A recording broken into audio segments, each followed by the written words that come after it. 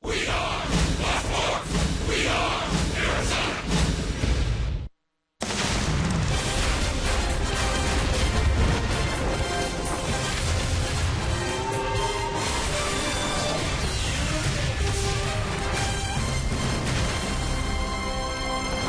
It's the final road series of the season. We're in San Diego, and the last road trip of the year has rolled into town after stops in San Francisco and Los Angeles. A visit to the Gaslamp District, which has not been kind to the D-backs this year. Only 2-4 in San Diego, but still a chance to win the season series with the Padres. It's the D-backs in San Diego on Fox Sports Arizona.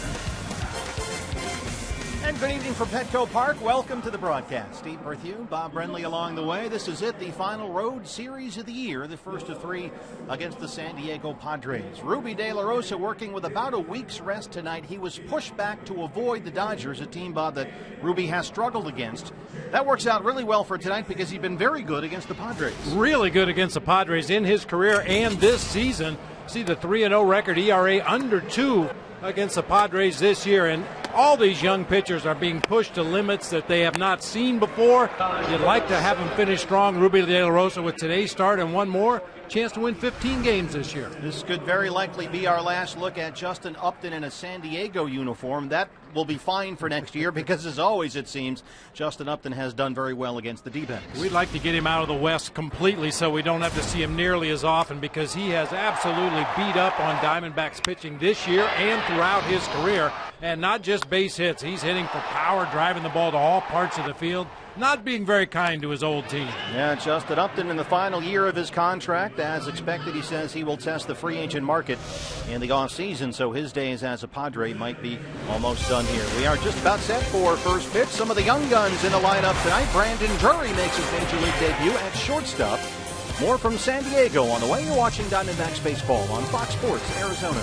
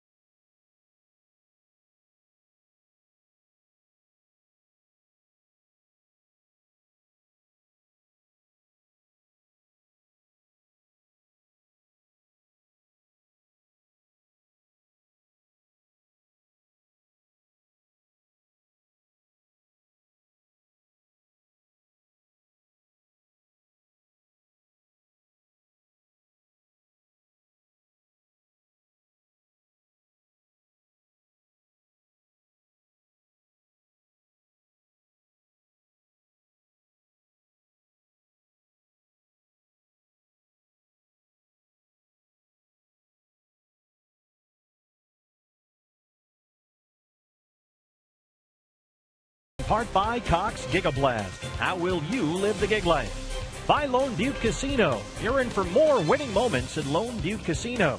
And by Jack in the Box. Taste the new spicy nacho chicken sandwich munchie meal tonight, only at Jack in the Box. And we bring you back to Petco Park here in San Diego as we continue preparations for Game 1 of this 3-game series. The Padres and the Arizona Diamondbacks. And Todd Walsh inside the Diamondbacks dugout. The question for you, what's the most redeeming quality of September baseball? If your team is out of contention, well, September means opportunity. The rosters have expanded. There are guys trying to make their presence felt on that field, trying to stick and make a way towards a path for a career in Major League Baseball. Interesting to note that there's some guys here in the Diamondbacks doing just that, and they've caught the eye of one player in particular, first baseman Paul Goldschmidt. This entire group of guys, it's been one of the best, if not the best I've ever been around. Just guys who go about their business the right way, work hard, want to get better, and regardless of whether we're winning or losing, show up with a great attitude. There's been so much improvement this team's made from the start of the year to here. I mean, we still have a young team and moving in the right direction. Hopefully we can just finish strong and kind of hold on to that and carry it through to next year. And there you have it. There's Paul Goldschmidt. It's a very crowded dugout, a crowded clubhouse. Some people complaining behind me that the cameras are always on Paul Goldschmidt, but that's the way of life around here, isn't it? We'll take a short break. When we come back, Steve Berthune and Bob Lindley have the call. It's the Padres and the Diamondbacks and the Stars in the outfield here tonight. AJ Pollock and Matt Kemp. Can't wait for this one. Settle up. Here we go. Diamondbacks baseball is next.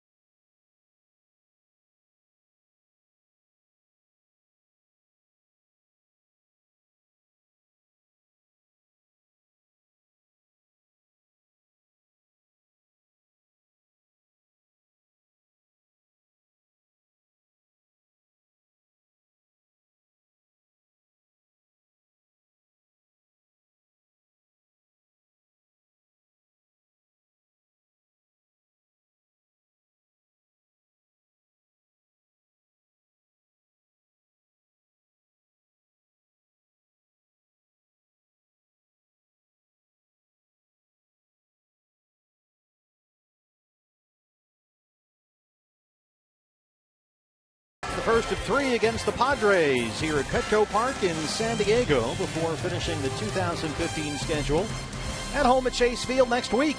And the D-backs only 2-4 in this ballpark this year, but they come into tonight 4-3 on the 10-game road trip through San Francisco, LA, and finishing up here against the Padres. Your Arizona Ford starting pitcher for San Diego, it's Casey Kelly, the 25-year-old right-hander who has gone through a very difficult injury history just to get back to pitching at any level. Tonight, only his 7th career big league start and his first in nearly 3 years. Here's hitting coach Turner Ward. He's a fastball, sinker, cutter type guy. He's got a short type curveball. And what I mean by that, when you see a curveball like Kershaw, that's got a lot of depth to it. This is a short, tighter type curveball, and he takes a little on and off of his cutter. So he will use his changeup, both righties and lefties. So we know his weapons now. It's ours to get the pitch we want to hit. Casey Kelly, only 2 innings in 1 relief appearance last Saturday. He has spent most of this year in the minors trying to come back from Tommy John surgery a few years ago, and then a number of medical setbacks since then. This is his first big league start since September 27th of 2012. It's been nearly, Bob, 3 years. And you heard Turner Ward talk about his arsenal of pitches out there on the mound. You will see him throw a lot of fastballs when he's behind in the count. When the hitter works the count into the hitter's favor, that's when Kelly's going to challenge. Be ready to hit that fastball. Andy Fletcher is our plate umpire tonight. Ender Inciarte set to go, and we are underway on a Friday night in San Diego, California with strike one. Ender just outside the top 10 in the National League in hitting. He's at an even 300 with 4 home runs.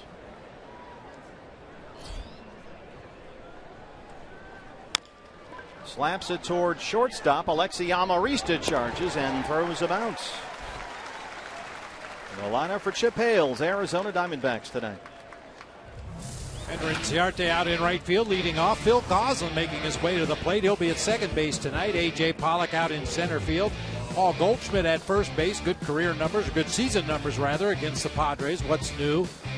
David Peralta out in left field. Wellington Castillo doing the catching. Jake Lamb at third. Brandon Drury at shortstop tonight. And Ruby De La Rosa on the mound. Phil Goslin. Chip Hale told us Nick Ahmed's still not ready to go. They wanted Phil Goslin to get a start. It's been a while, so he's at second and Drury at shortstop. Phil at 274. He's got 2 home runs.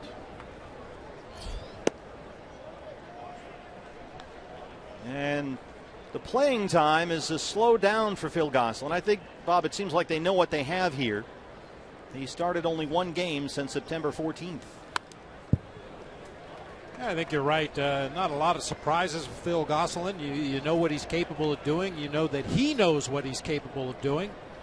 Yeah, maybe some of the other guys you need to get a little better look at, get some eyes on them against major league competition. So unfortunately, Phil's playing time has dwindled.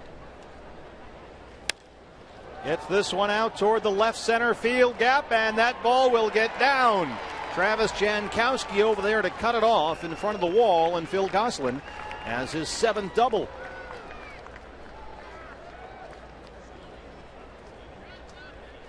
Big gaps here at Petco Park, and Goslin finds one out there. Took that inside breaking pitch and ripped it into the gap in left center field. Just kept slicing farther and farther away from Justin Upton until eventually it gets down. A 1-out double. That's that curveball that Casey Kelly has. You heard Turner Ward reference a moment ago. It can at times for Casey be an outstanding pitch. But Goslin went down and got it that time. Here's A.J. Pollock. A.J. 6th in the National League with that .317 batting average. He's got 18 home runs.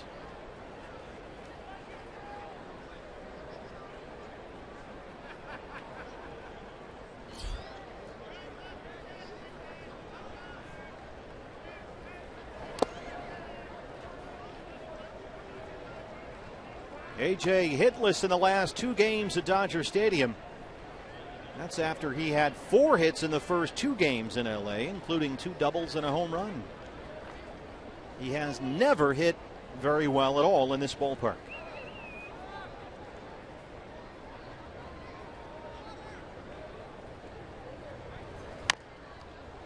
Hard to say exactly why. A.J. has always been known, of course, as a pitcher's park, Petco Park, but he's 1 for 15 here this year.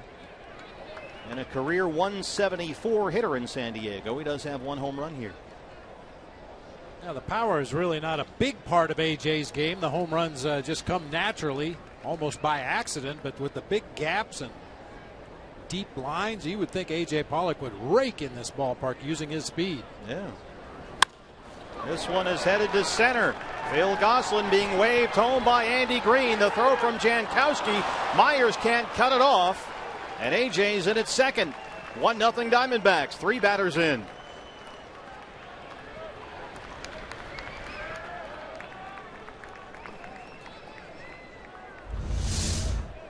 Well, A.J. has officially turned it around in this ballpark. Got jammed a little bit, which is a good thing. Took some of the sting off that line drive into center, allowing Goslin to come around and score from second base. Not sure why Will Myers cut that throw. Looked like it was on line to home plate, but Worked out well for the D-backs. It's an RBI single for A.J. Pollock. Well, Myers just recently moved over to first base. They're trying to see if that's the long-term spot for him. They like Jankowski a lot in center, the former #1 pick. And Myers still getting used to the position. Here's a strike to Goldie. 5th in the league at .319. 2nd in RBIs and 3rd in OPS.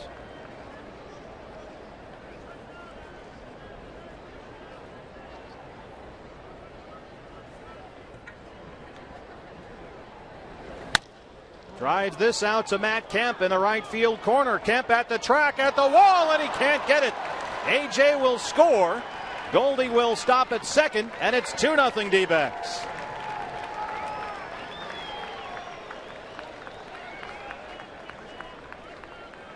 That's double number 36 for Paul Goldschmidt. Hit that ball a long way for getting it out near the end of the bat. Chases Matt Kemp right into the barrier out there in the right field corner.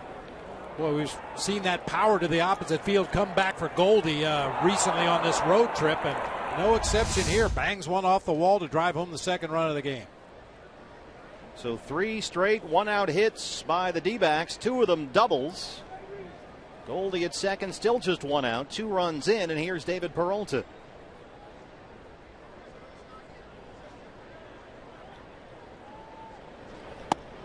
Diamondbacks have jumped on Casey Kelly.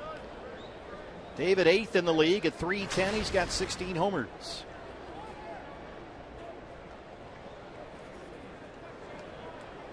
A scouting report on Casey Kelly right there in the D-back dugout. That's the best one.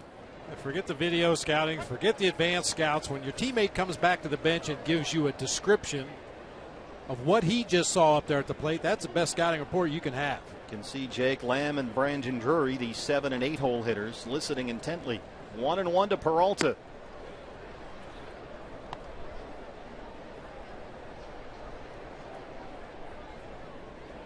Yeah, that's one really good byproduct of having a consistent lineup.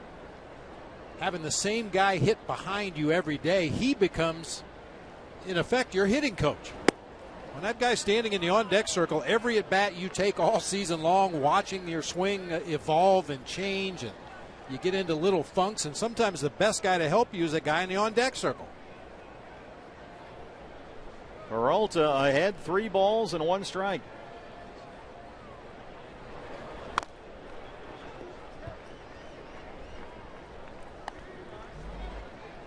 David, with all the left-hand pitching the Diamondbacks faced in L.A., had only 10 at-bats in the 4-game series at Dodger Stadium.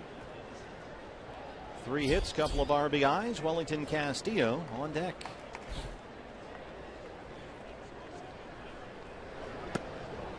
Casey Kelly misses, and 4 straight Diamondbacks have reached with 1 out.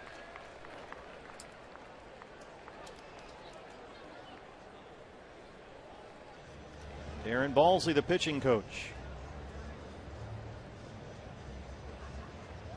Casey Kelly was a first-round pick by the Red Sox out of high school in Sarasota, Florida back in 2008. He was included in the trade that sent Adrian Gonzalez from San Diego to Boston a few years later. Made 6 big league starts as a 22-year-old with the Padres 3 years ago and was considered their top prospect heading into the 2013 season, but then spring training had some elbow pain. By April, it was Tommy John.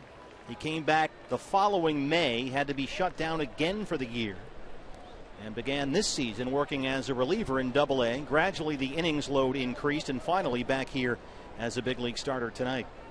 Wellington Castillo, 1st and 2nd, 1 out.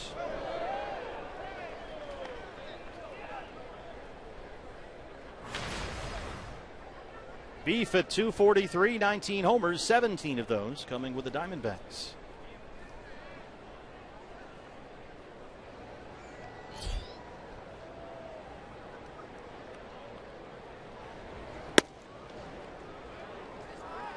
Hey fans, anytime the D-backs score 5 runs or more, Taco Bell is giving away 3 free tacos with the purchase of a large drink between 4 and 6 the following day at participating locations.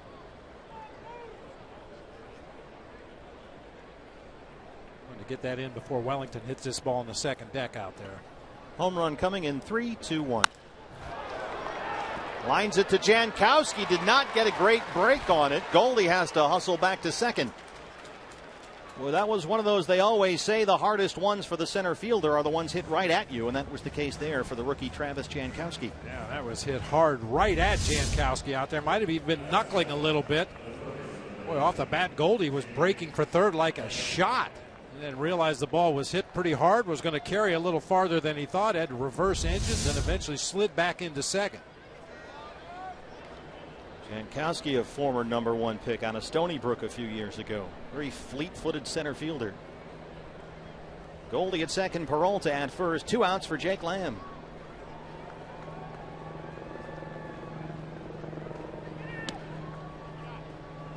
Jake hitting .274 with 6 home runs. And he, like David Peralta, that 4-game series in LA with all the left-hand starters, did not get to play much this week. 1 for 4 in the series at Dodger Stadium. Tap back to the mound. Kelly has it, and he limits the damage. Diamondbacks strand 2, but they get 2. A.J. Pollock, the RBI single, made it 1-0 D-backs. Goldie follows with the RBI double. Bottom 1 from Petco. Coming up, it's 2-0 Diamondbacks.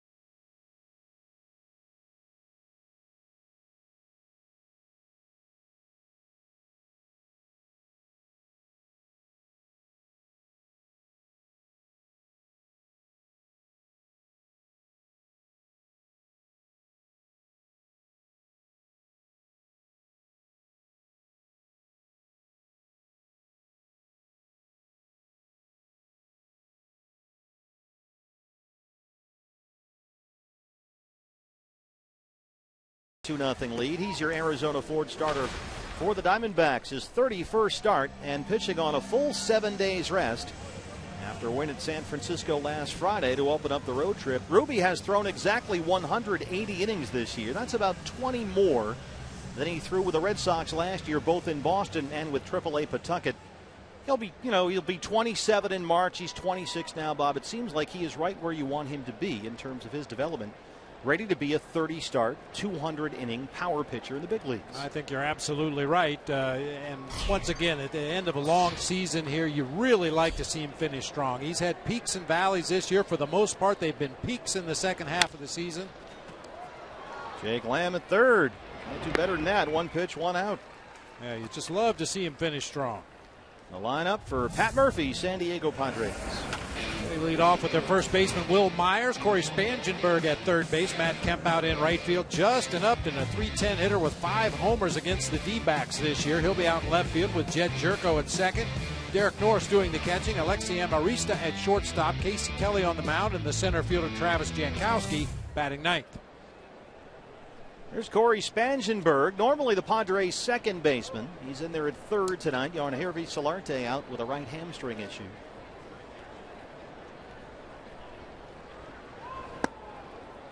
And Spangenberg, .262. He's got 4 home runs.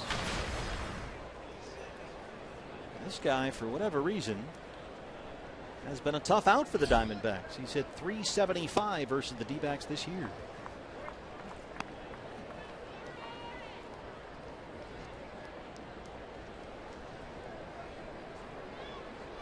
Spangenberg's another former #1 pick, 10th overall, in fact, in the draft 4 years ago. I think they're still trying to figure out Corey Spangenberg. What I've seen is he's a real good fastball hitter, especially pitches out over the plate. He'll shoot him to the opposite field.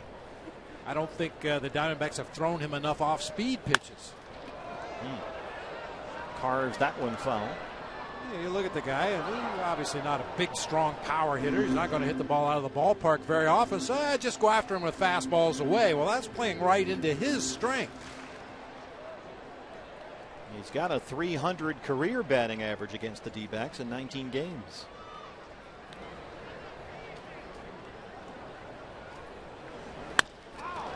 The 2-2 up in the air, deep to center field. A.J. Pollock backing up, and he's got room out there.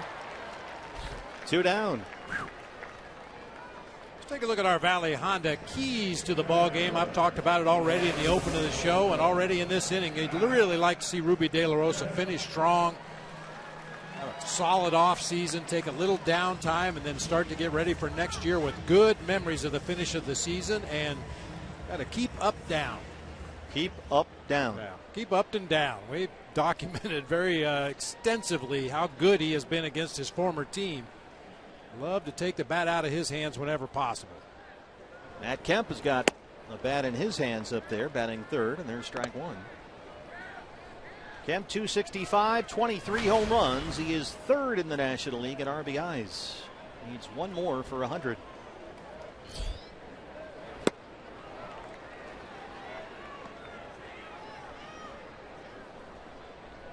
Casey Kelly, a 23 pitch first. Ruby so far 8 pitches, 2 outs, ahead of Kemp, 0-2.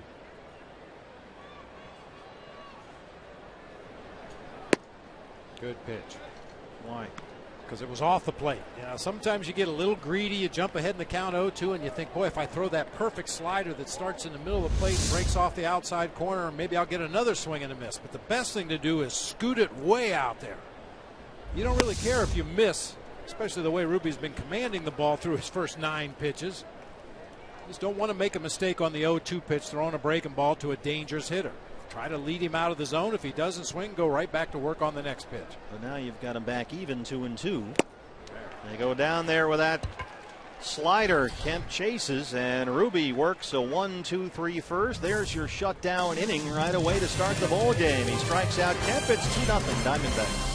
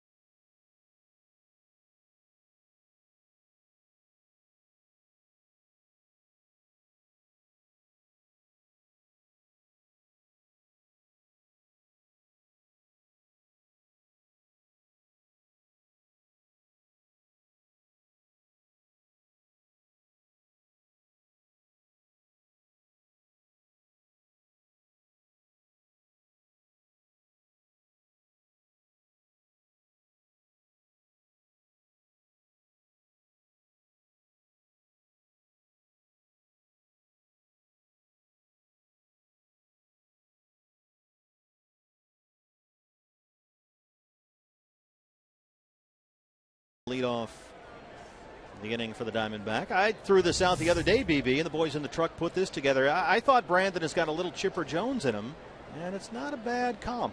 Yeah, Chipper had a little bit of a toe tap with the left foot, but otherwise very similar. Similar load position, similar finish to the swing. That's a good call. Chipper, of course, a switch hitter, but it's more about the way they sort of carry themselves up there. And very quiet, pretty still. And Brandon has really impressed so far. 300, 2 homers and 7 RBIs, and he takes one in the side somewhere.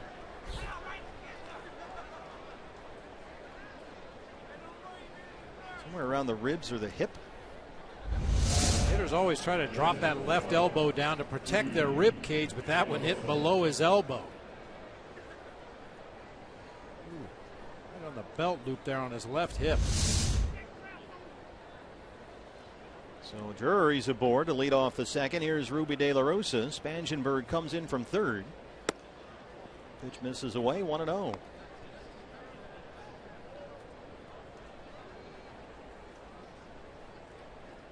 Aggressive bunt defense by the Padres on that first delivery as Ruby took it away for ball 1. Spangenberg at third and Myers at first, both almost out of control charging home plate.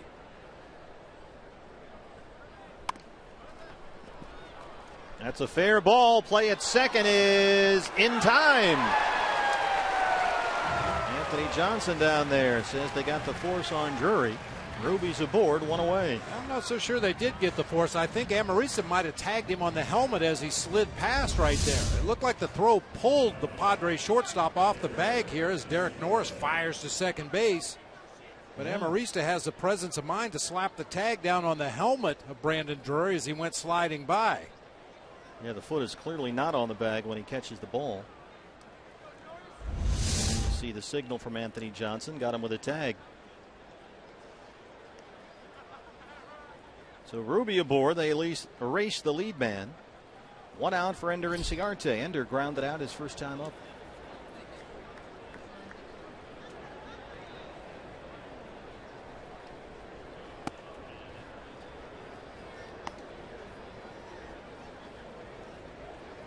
Ender yesterday 0 for 4 with a pair of strikeouts. That snapped a 5-game hitting streak.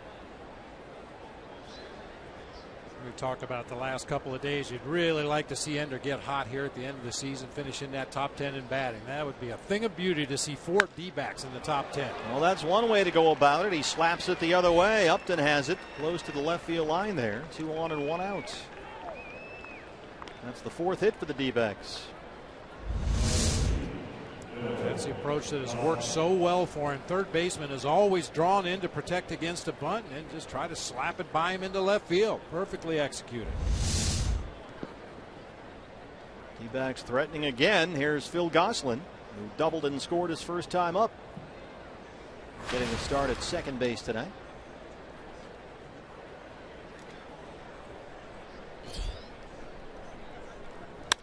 And he sends it to the left center field gap again. That drops in. Upton has it. They'll stop Ruby at third, and the Diamondbacks have the bases loaded for A.J. Pollock.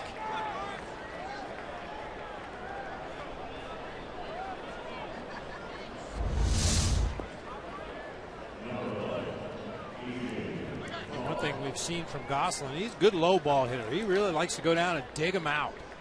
Got that one off the end of the bat just a little bit, but put a good swing on it. Loads them up for A.J. Pollock. A.J. already with 1 RBI tonight. RBI single and a run scored in his first at bat. We've got Ruby De La Rosa, the runner at third, Ender Inciarte at second, and Phil Gosselin at first.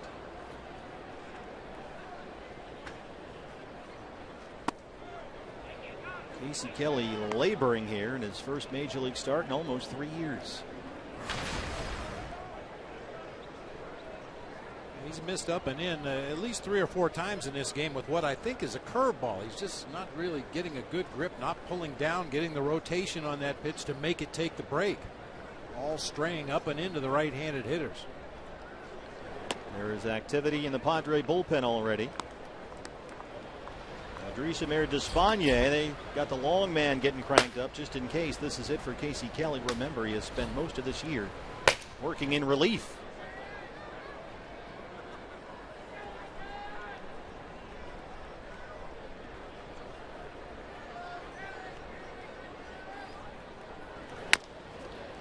That is a foul ball.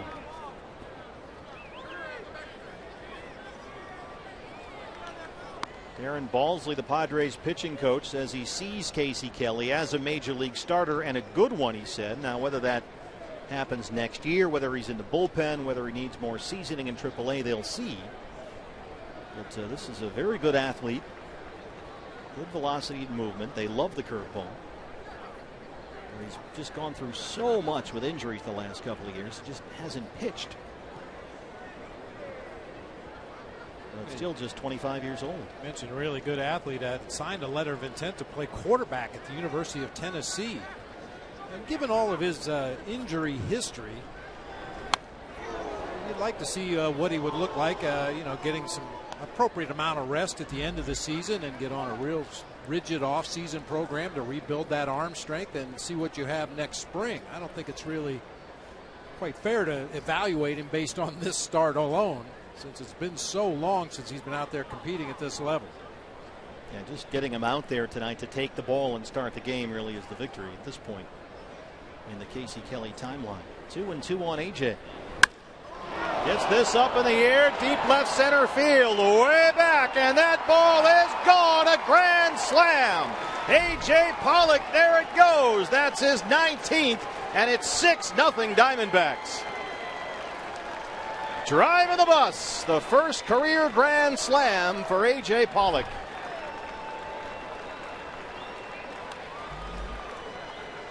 It happened again. Yes, it did. That's all right. I don't mind. I'll make up for it someday. You fans at home, enjoy your tacos.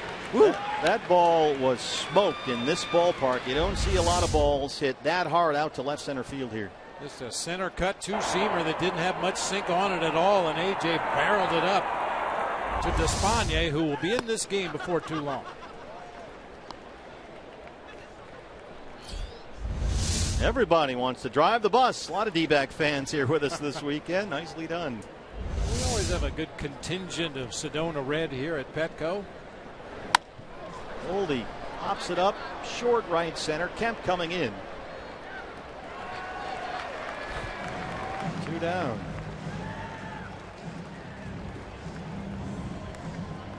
You mentioned nice to see Ender Inciarte finish with a 3 in front of the batting average. Nice to see AJ get to that 20 home run mark. Yeah, no question about it. He just needs one more. Always looks better on the back of your bubblegum card. There's a 3 in front of your average, and a 2 or a 3 in front of your homers, and a 1 in front of your RBIs. I say 427. 427 on the AJ homer. Peralta walked his first at bat. Padres have the overshift on the right-hand side.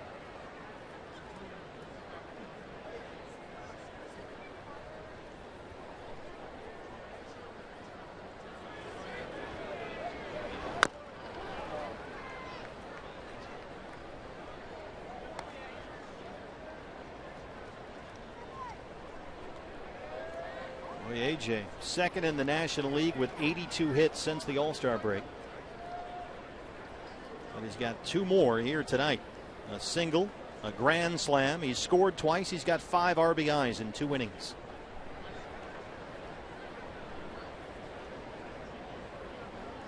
Five RBIs, already a new career high for AJ, and he's got a few more ABs to go here.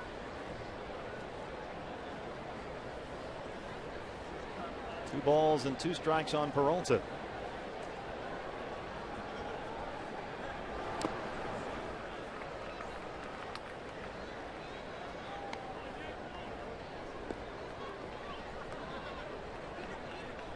Moving up the charts.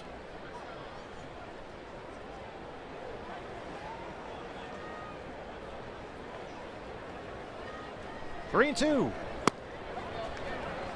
Called strike 3. Andy Fletcher rings up Peralta. But the Diamondbacks tack on 4 more. A.J. Pollock, already a career high 5 RBIs. His first career grand slam has made it 6-0 Diamondbacks.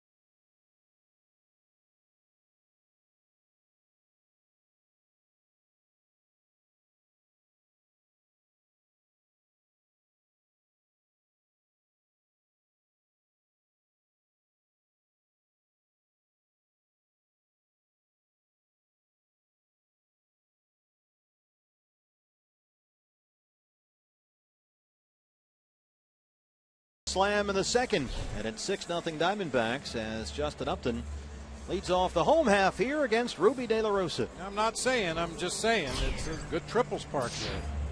You're feeling it, huh? There's a lot of nooks and crannies and deep gaps and some angles on the fence down in the right field corner. You never know. I like the way you're thinking. Upton 254 leads the Padres with 26 homers. De La Rosa, a 1-2-3-11 pitch first inning, and there's strike one to Upton. Well, Ruby should feel comfortable here. Sometimes that can be a bad thing, however. Can be. Not necessarily for him, but just for anybody. I think this early in the game plan for anybody, you stick to the game plan. Whatever it was they decided they were going to do against certain Padres hitters, how they were going to attack these guys, I think you stick with the game plan this early in the ball game. But if Ruby's still out there in the 7th or 8th inning with a 6-0 lead, you might see him just attack the middle of that strike zone. Ahead of Upton, a ball and 2 strikes. And early on, he's got a good slider. Struck out Kemp to win the first on that slider.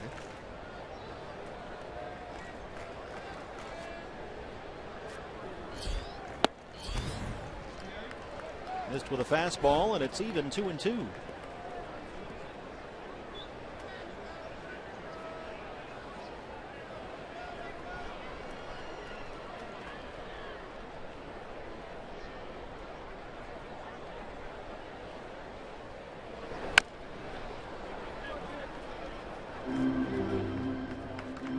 Ruby has pitched very well against the Padres this year, so we should really feel comfortable. 3-0 in 3 starts. His ERA versus San Diego this season is 1.80, and he won his only start this year here at Petco Park. That was, in fact, just his 2nd start as a Diamondback back on April 13th. A little fly ball out to Inciarte coming in. Gosselin going out, and Ender runs it down. 1 away in the 2nd.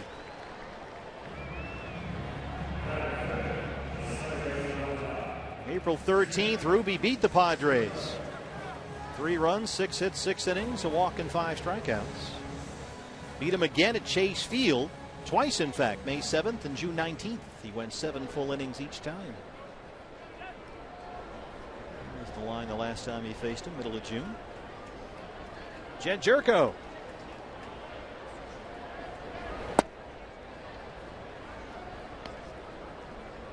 Jerko 249. He's got 16 home runs.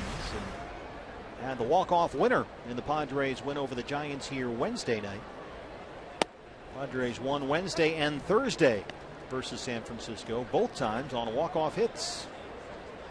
It was Jerko Wednesday, and last night Alexi Amarista.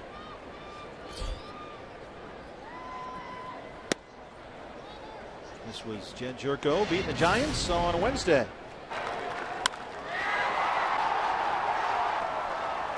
Santiago Casilla to the gap. Chases that one, 2-2.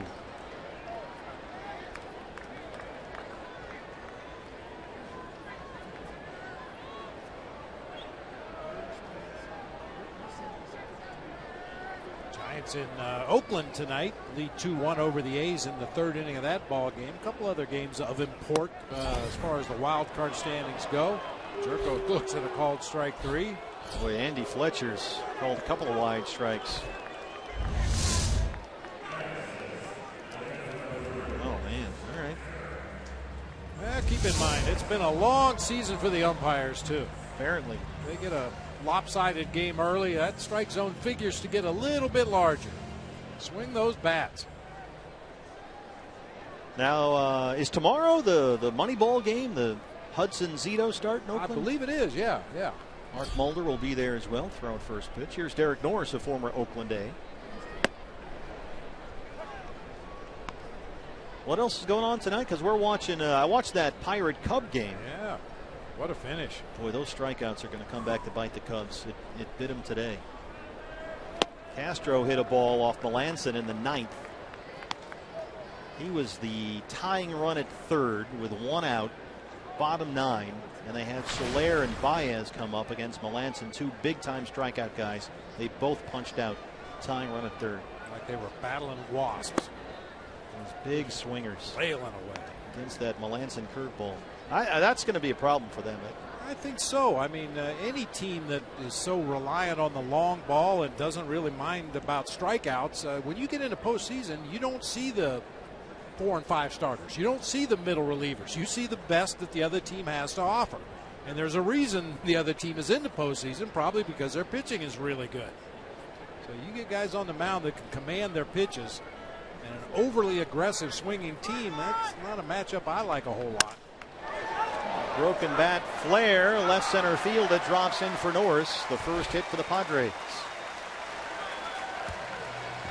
Yeah, it was just a matter of making contact and getting a critical run home from third base.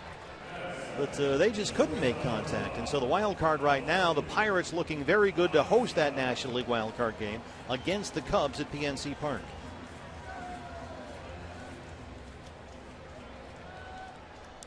They were talking about it on the Cubs telecast today. Of course, they were hoping that the Cubs would win at Wrigley Field so they could touch off the celebration, but they could still clinch if the Giants beat the A's tonight, or rather the A's beat the Giants tonight. Cubs could still clinch a playoff spot, but some of the cachet would be gone.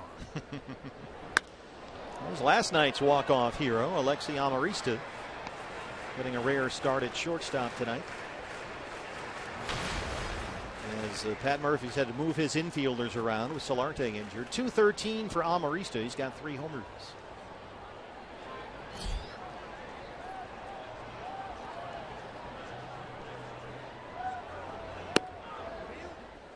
This was last night's game winner to beat the Giants.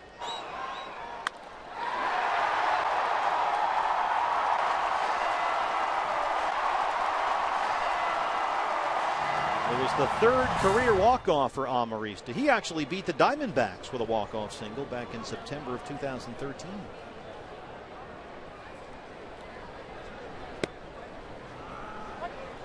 A ball and 2 strikes.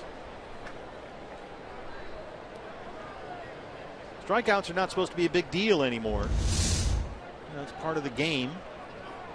That's another one that's off the plate, but there are moments, critical moments, where the fundamental of putting the ball in play, making at least a productive out, make all the difference.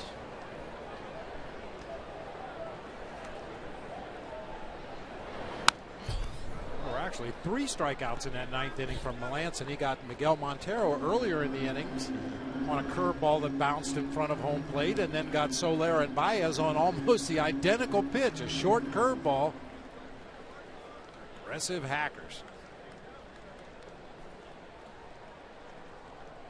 And again, when you're in the wild card, which is a great thing because it put so much emphasis on winning your division, little things in a one-gamer like that will add up. 1-2 on Alexi Amarista. Andy Fletcher not biting that time, and it's 2 balls and 2 strikes.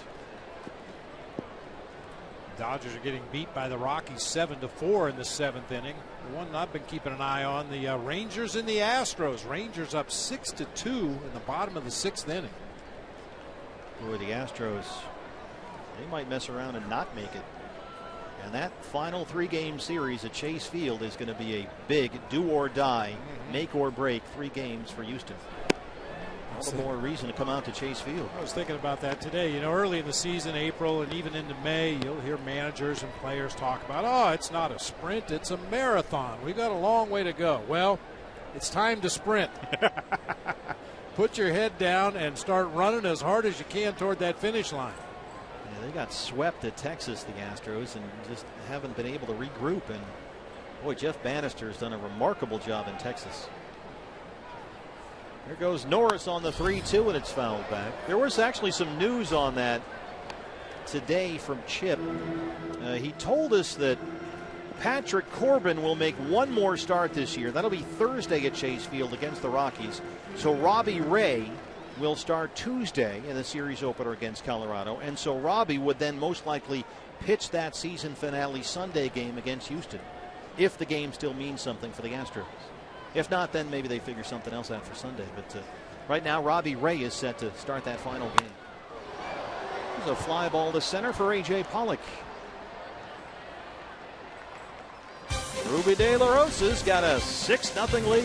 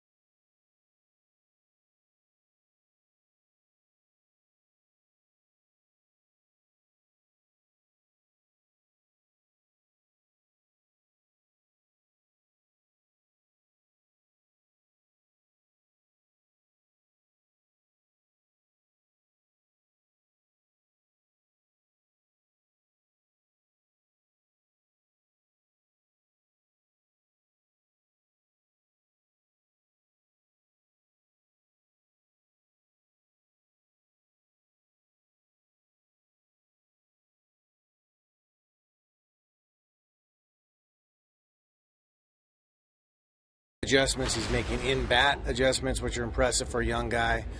We're putting him at shortstop tonight to start the game. He's played very little in AAA, so we'll see how that goes. I just wanted to get all those Goslin in the lineup and Lamb, so he drew the straw to play short tonight. So he literally, Todd, drew the short straw. Yeah, and he's playing in the major leagues, so that straw got a lot longer. I don't know if we'll get to hear it later. It was on the pregame show, Steve. I know you heard him talking about that. I just love the relationship that Brandon has with Troy Tulowitzki. Sharing the same high school coach. But did you know they call him Drew Lowitzki? Yeah, they're calling him Drew Lowitzki, Chip Hale told us today, because Brandon rarely goes about his approach to the game and conducts himself very much like his guy Tulo, which is not a bad model. So they've been calling him Drew Lowitzki, which is kind of funny. I thought it had something to do with falling asleep on the team plane and, slobbering on his chin or something. Get him a bib. It's a nice seat here, by the way. Just make yourself at home. Come on in. We got room. Yeah. What do you got on the computer there? Can I? Baseball. Zappo. Baseball. Aren't you watching the song or maybe? He's got his mission control set up. Sometimes he has the iPad and the laptop. Takes up too much room. 2 monitors, all the notes. 0-2 on Wellington Castillo. Don't look at any of them. Chip did tell us about Brandon Drury getting the start at shortstop, that they do expect at some point, and now certainly with a 6-0 lead early, that they will see Chris Owings defensively later in the game, but he wanted to give CO a break at least as a starter.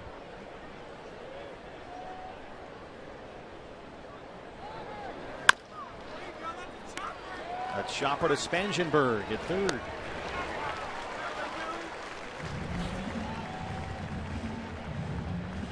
Brandon Drury has played some shortstop. He played 9 games at short for Phil Nevin with AAA Reno this year, so it's not completely alien for him. Mostly second base, third base, but he has seen some time at short. And certainly one thing that will help is the spray charts. We'll have him aligned exactly where they want him for every Padres hitter, depending on how Ruby's going to pitch to those guys. Jake Lamb, a tapper, back to the mound his first time up. And with so many middle infield options, and you've got Nick Ahmed, and you've got Chris Owings, and Aaron Hill, of course, still in the mix, and you've got guys they really like organizationally, like Reinheimer, who they got in the Trumbo deal, and Domingo Leyba, who they got in the Robbie Ray deal. There are a lot of middle infield options. Obviously, Dansby Swanson is in there as well. But at third base, it might come down to a choice between Jake Lamb and Brandon Drury. You want to keep as many options open as possible. But it's a crowded infield. There's no question about that. And the fact that Drury can slide over and play second for a day or two or three or four, whatever you need him, possibly be a shortstop for a short period of time. Could possibly see some kind of revolving door setup again next year. So a roller up the middle for Amarista.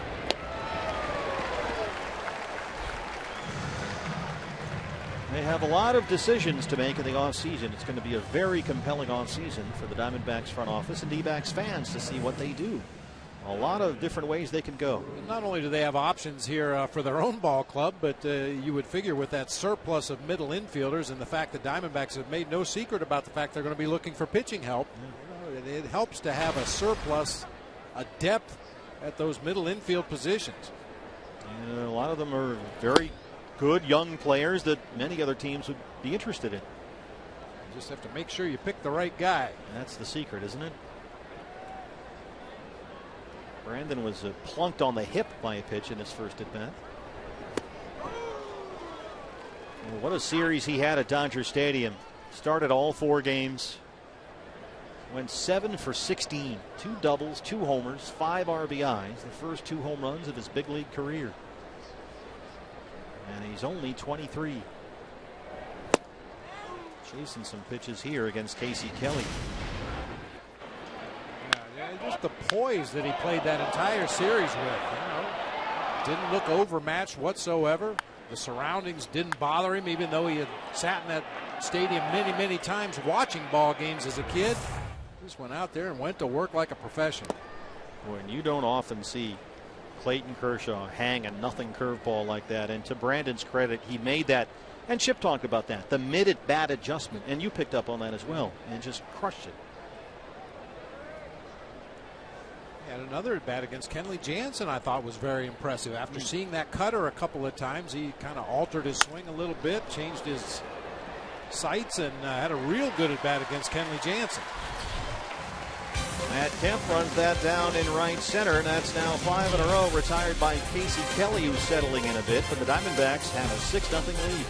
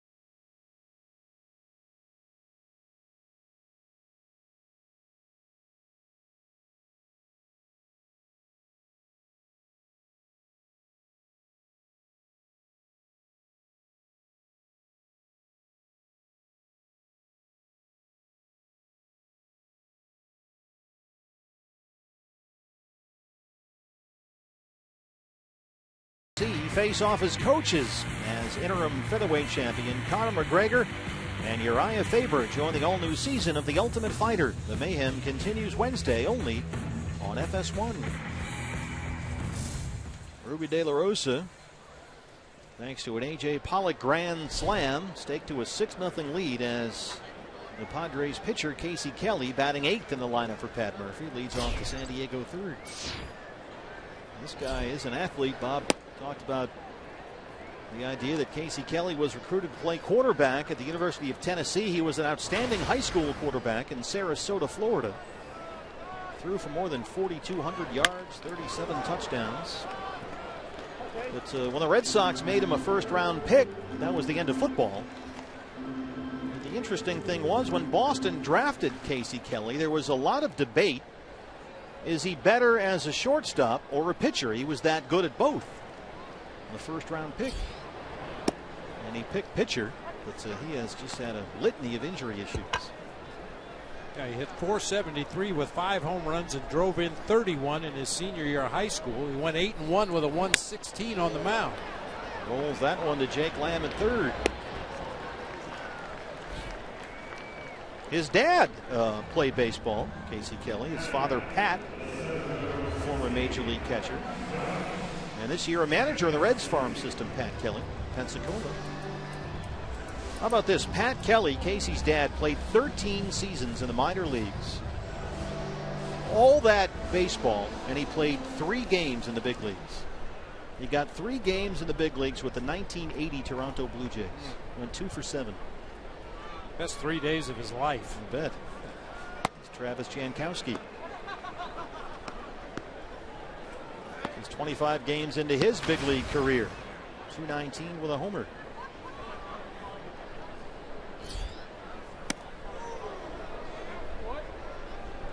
Jankowski runs very well.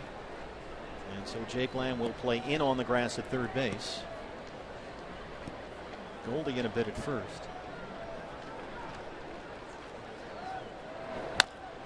And he hits it right to him. Chalk one up for Dr. Ed Lewis. 2 down. You know, of course, you can't do this. It's not allowed. But if you could throw out Ruby's starts against the Dodgers this year, 4 starts, he went 0-3 with a no decision, an ERA over 11. The Dodgers hit over 350 against him. Against the rest of the league, or against the rest of Major League Baseball, a 388 ERA, opponent's batting average at 252. That's why he didn't pitch at Dodger Stadium. You said you love the idea of having some flexibility there. Here's Will Myers. Especially at this time of year, and there's guys you want to look at, guys that need an extra day of rest. I don't think it really hurts anybody to get an extra day of rest at this time of the season. And if you can miss an opponent that's given a guy particular problems, it seems to make a lot of sense to push him back a day. And his last start was last Friday in San Francisco, and he gave up only 1 hit in 5 2/3. He did walk 4 Giants in that ball game.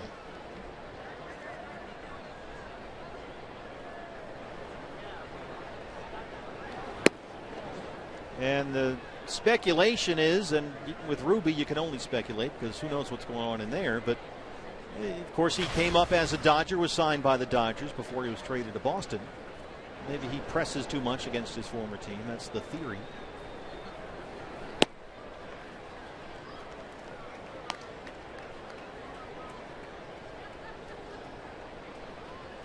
I love that, Will Myers. There's an area to the left side of the batter's circle where the dirt is dry.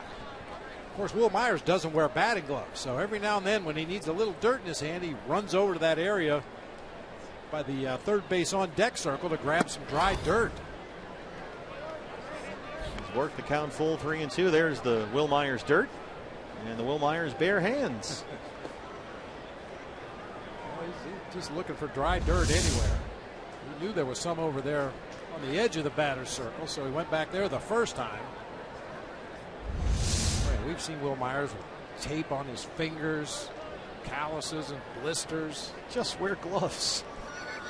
Would be so much easier. Feel the same. That's what he says. Yeah, that's what he says. If you've always hit without batting gloves, it feels strange when you put it. Feels like you're hitting with mittens. Ruby bounces the 3-2 pitch, and Myers is aboard. Second base runner for San Diego.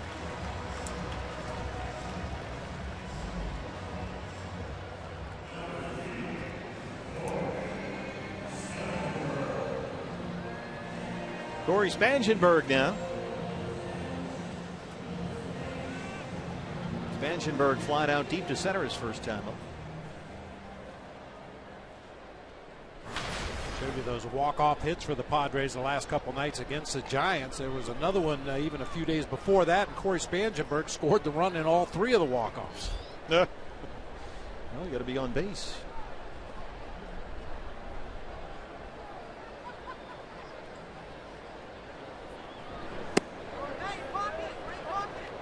He kind of reminds me of the infielder's version of A.J. Pollock, in that he does a lot of things well, nothing great. And by that I mean A.J., when you think back 2-3 years ago, there was a really nice toolbox there with A.J. Pollock, and it's developed now into an elite player in the big leagues.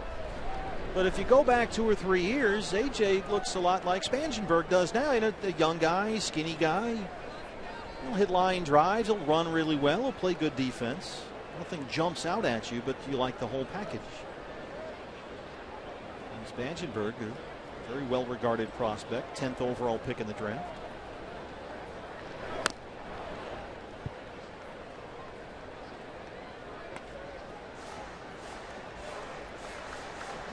And he's just 24 years old. Turned 24 in March.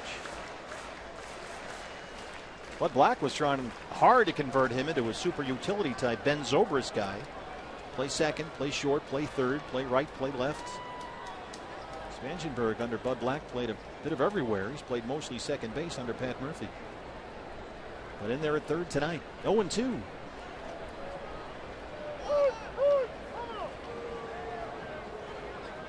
One thing I can almost guarantee you tonight is we'll see Brett Wallace take a pinch hit. He's good at it too. He's really good at it. But, I think Pat Murphy is paying him back for all the victories that he got for the Sun Devils. Getting him all these pinch hit at bats. 41 already this season. He hasn't even been up all year. Well, he's got 4 pinch hit home runs. I think he just had another one last week.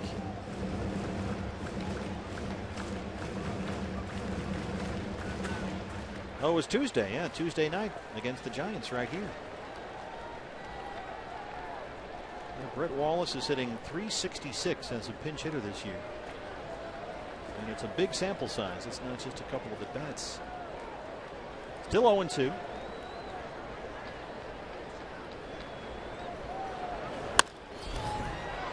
Phil Gosselin at second. Ruby erases that 2-out walk through 3. Diamondbacks lead at 6-0.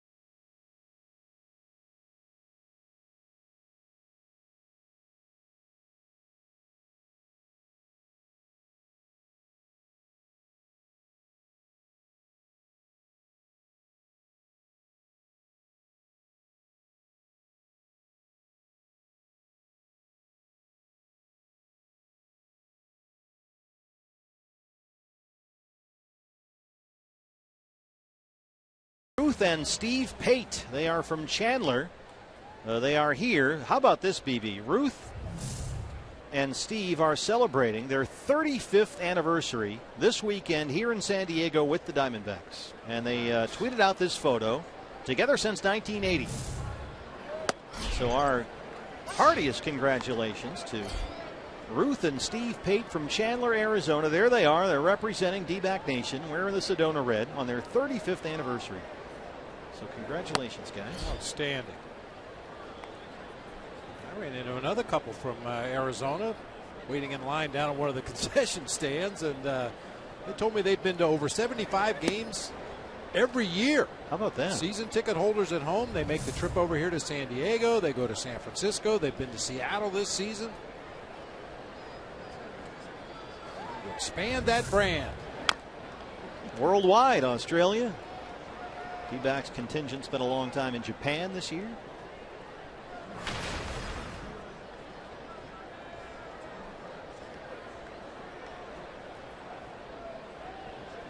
Casey Kelly, after the very rocky start, has done a good job to kind of put it behind him. He's retired 5 in a row, a 1-2-3 third, and now he's 2-2 on Ruby to open up the fourth. Bounces one to Amarista.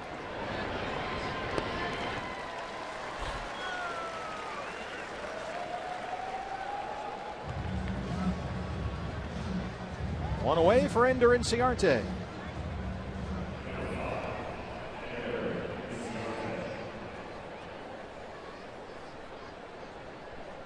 Hey fans, when the D-backs win, you win at Papa John's. A day after every Diamondbacks win, you get 50% off your regular menu price online order at Papa John's. Enter promo code D-backs50 at papajohns.com. You know, one thing we've learned the last, not a week or so, and Chip told us this, Ender's on base percentage since the All-Star break is over 350. And that's one of the reasons Chip Hale mentioned moving Ender back up into the leadoff spot. They dropped AJ down to 3 and Goldie 4. But if Ender's going to hit like this, and he's a 300 hitter, a 350 on base guy, you really like AJ. Well, we just saw that earlier in the ballgame.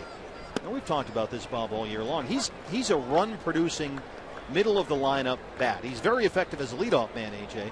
But if you can have him in the 3-hole and then have Goldie and Peralta behind him with Ender up top, find your 2-hole hitter, then you've really got something going. Yeah. And Ender, he's never going to be a guy that takes a lot of walks, but he's been more patient in the second half of the season, taking a few more walks than he did in the first half, and that all contributes to that 350 on base percentage.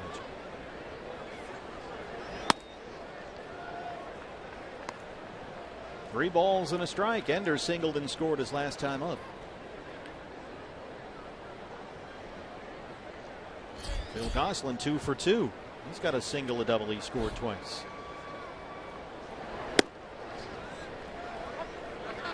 Full count, 3-2.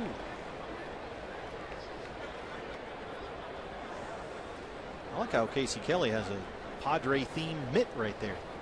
The logo on there, Padre colors. A soft fly ball out to Upton.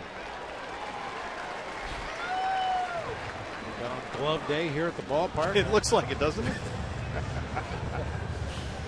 No, I don't remember ever seeing that, a guy with a sort of a team mitt. Maybe he lost his and they just handed him this one because he just came up from the minors. Season ended. He was actually driving to Phoenix from El Paso to visit his girlfriend who lives in the Valley, and they said, well, good, because you're going to join the team here. And here's Gosselin. So maybe he just didn't have his glove with him, and they got him one for midday.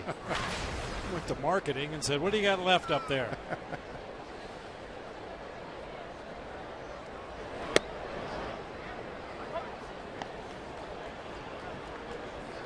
Well, Phil taking advantage of some playing time. He was 3 for his last 21 at the plate to start the ball game, but a double in the first, a single in the second. He's hit it to left center both times. And he scored twice.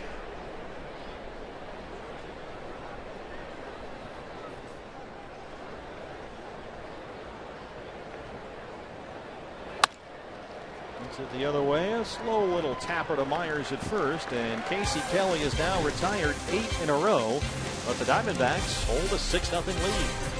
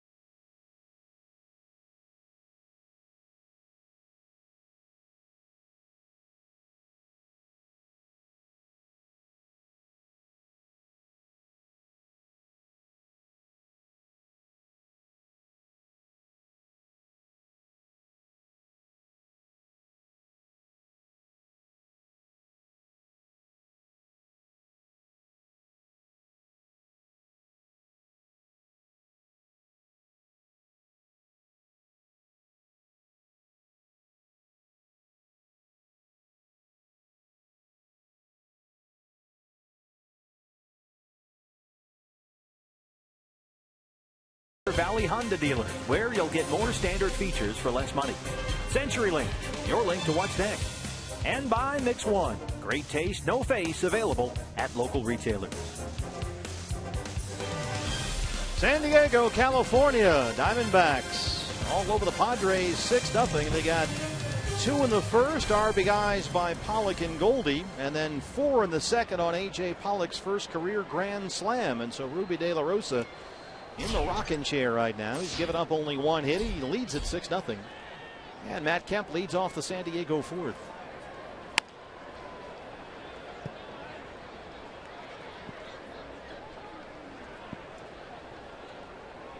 This is really nothing new for Ruby De La Rosa. He's among the National League leaders in run support this season, 3rd in the National League, getting nearly 6 runs a game.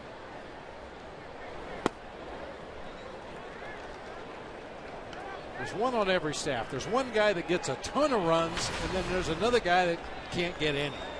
It seems like it works out that way every year. Who was it? Chase Anderson last year. Yeah, big time. Put double digits on the board every time he took the mound. And it was earlier this year was Robbie Ray. Robbie couldn't get any run support when he was really pitching well.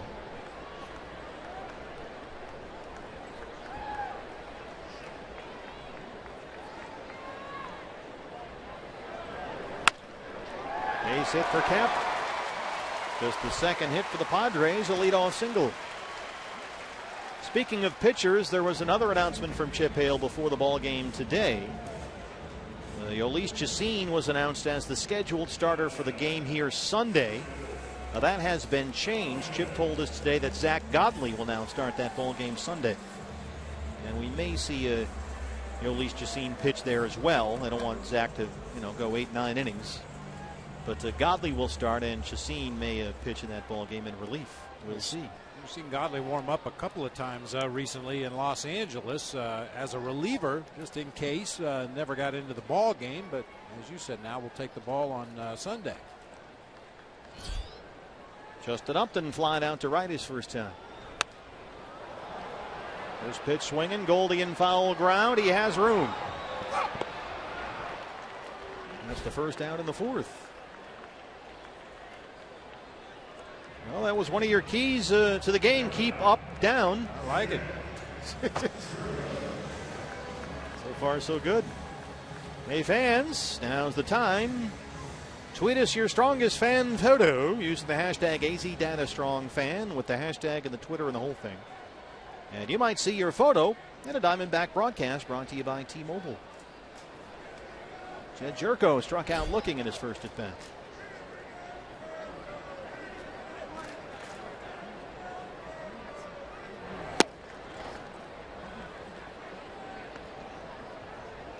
Jerko back at second base. Solarte out with a hamstring, so Spangenberg's at third. Jerko slides back over to second. He has been playing shortstop, and that's actually working out pretty well. Jerko 25 games at shortstop lately. He's at 287 as the shortstop with 8 home runs. Kemp takes off. The throw from Castillo goes into center field. Looks like Phil Gosselin got a little tied up with Matt Kemp there. Couldn't get a glove on it, and Kemp's at third.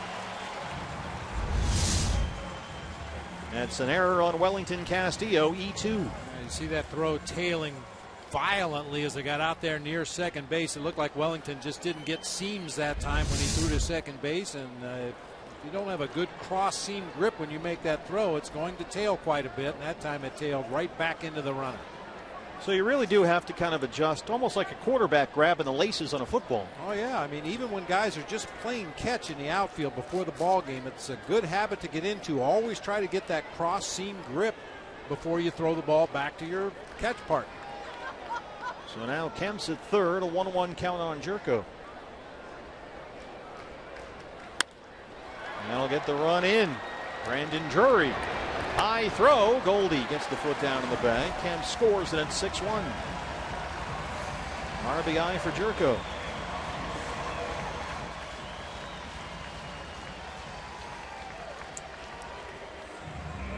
Drury had thoughts about coming home. Might have had a chance to get Matt Kemp and keep that run off the board, but when you play your infield back and you get the ground ball you're looking for, take the out at first base. It's so tempting to try to cut that run down at the plate, even though he was playing deep. Probably had enough time to make that throw, but you're playing back for a reason. You want to eliminate the possibility of a big inning, a crooked number on the board for the Padres, so just take the out. Especially in a 6-0 ball game. Right. Now it's 6-1. First test for Brandon at shortstop tonight. Here's the catcher Derek Norris, who singled his first time up. Ruby right now at 60 pitches, 40 for strikes.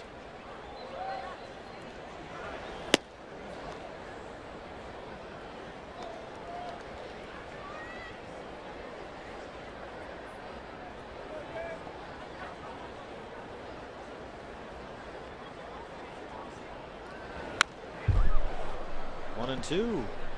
Derek Norris finishing strong. He homered in the Padres, went over the Giants here last night. 3 for 4. 2 doubles and a homer off Mad Bum.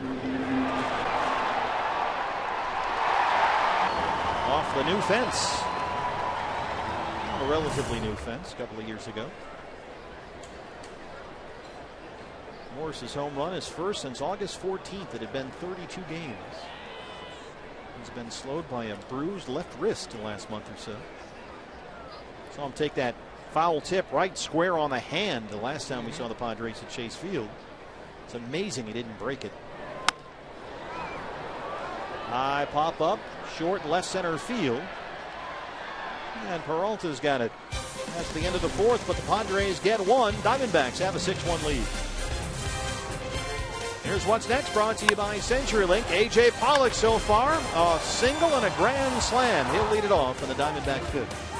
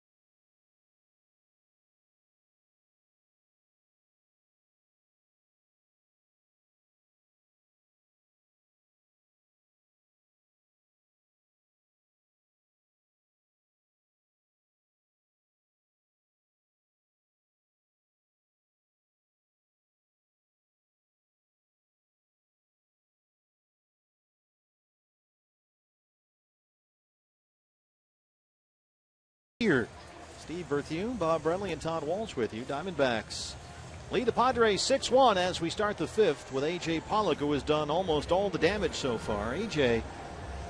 had an RBI single in the first to drive in the game's first run.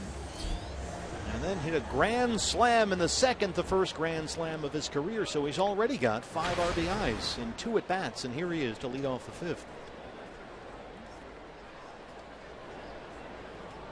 Diamondbacks almost knocked Casey Kelly out of the ring in the second inning, but he has settled in nicely. He's retired the last 8 he's faced.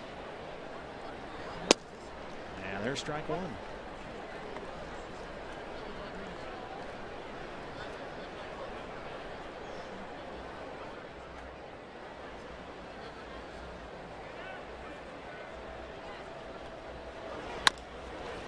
Bouncer to shortstop, Amarista. I tell you, BB, there ain't no party like a San Diego party, because a San Diego party don't stop. Wow. There's a disco, something going in one of the buildings across the street.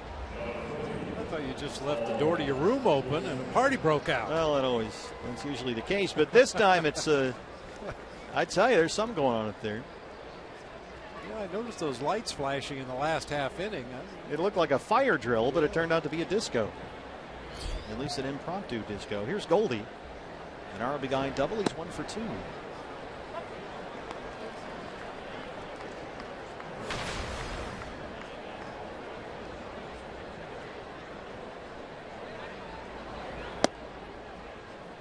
Kelly does something kind of unusual.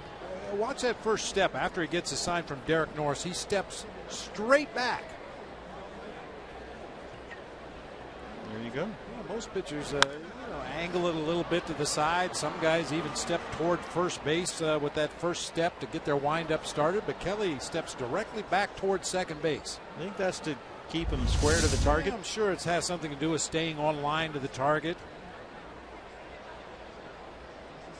Pitchers and their mechanics, they're like hitters in their swings. You know, you work on it, you tweak it, you make adjustments, you find something that works for a while, then you hit a rough patch, and constantly trying to find that magical formula to put yourself in a good position.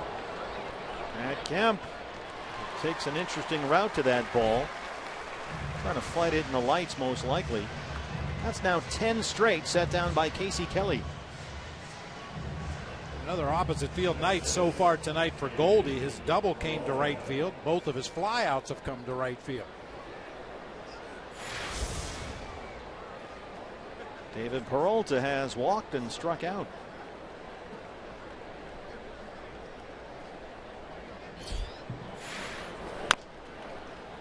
Chops at the first pitch, and that ball stays fair. An easy play for Myers. 11 in a row retired by Casey Kelly. It's 6-1 Diamondbacks in San Diego.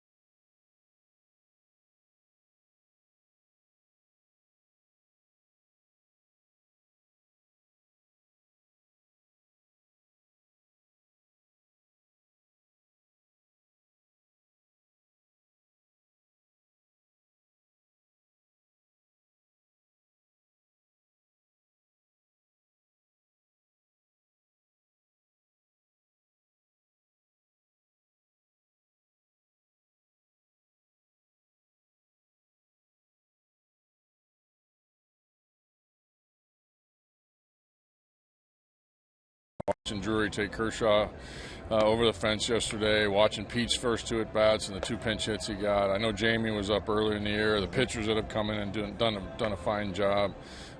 You kind of watch it that way.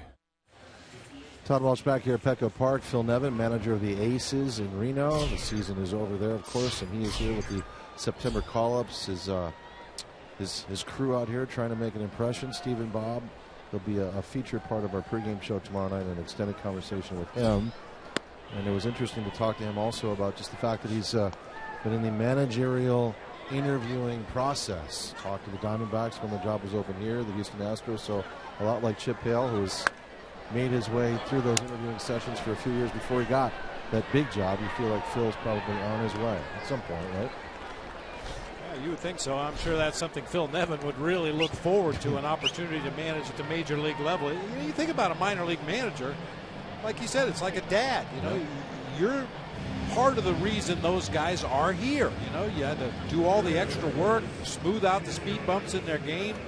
hopefully get them prepared if they got called up to the major leagues. And then once they did, to see them have some measure of success has to be very gratifying. Well, Rocky Gale is going to hit for Casey Kelly here. So Casey Kelly's night will end. Pitcher spot is 8th in the Padre order. And here's the 27-year-old rookie Rocky Gale, 0 for 4 to start his major league career. He's called up to the big leagues for the first time this month from AAA El Paso.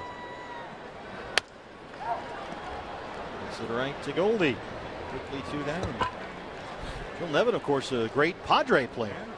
So he's having a reunion of sorts in town. Unfortunately for a lot of people, Phil Nevin will be best remembered as a Padre complaining about Petco Park and how big the fences were. It was he and Ryan Klesko that used to, and they'd hit fly balls and they'd sort of jog up the first base line, and the look of disgust on their faces was, it's actually kind of funny. But it's just the realization that I'm never going to hit another home run ever again in my home park because they made this thing too big. And they've had to bring the fences in. We talked about that a moment ago, especially in the right field corner.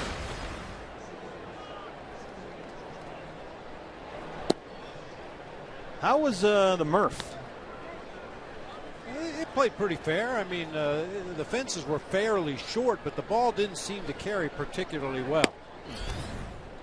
I always felt it was a fair ballpark. The infield grass was a little quick, as you will see out here on the West Coast. Infields tend to play a little bit faster, and Qualcomm/Jack Murphy was no different. But they originally built, you see in the right field part, that black Jack Daniels wall. That was the original outfield fence.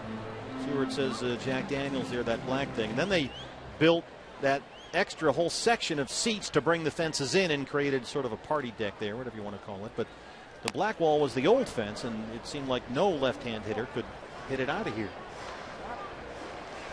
There weren't very many hit to left field for that matter. Yeah. Well, just, back before the horrible drought here in Southern California, you get that marine layer just kind of laid in here on top of the ballpark for the night games, and you get some moisture on the infield. The ball wouldn't carry in the air, but it would shoot through that infield on the ground. And that old fence is higher, too. The one that they put in front is now pretty much level with the whole thing all the way around. Jankowski drives it into right center field. He's got really good speed. He can fly, and he is in there. Travis Jankowski, a hustle double, his second.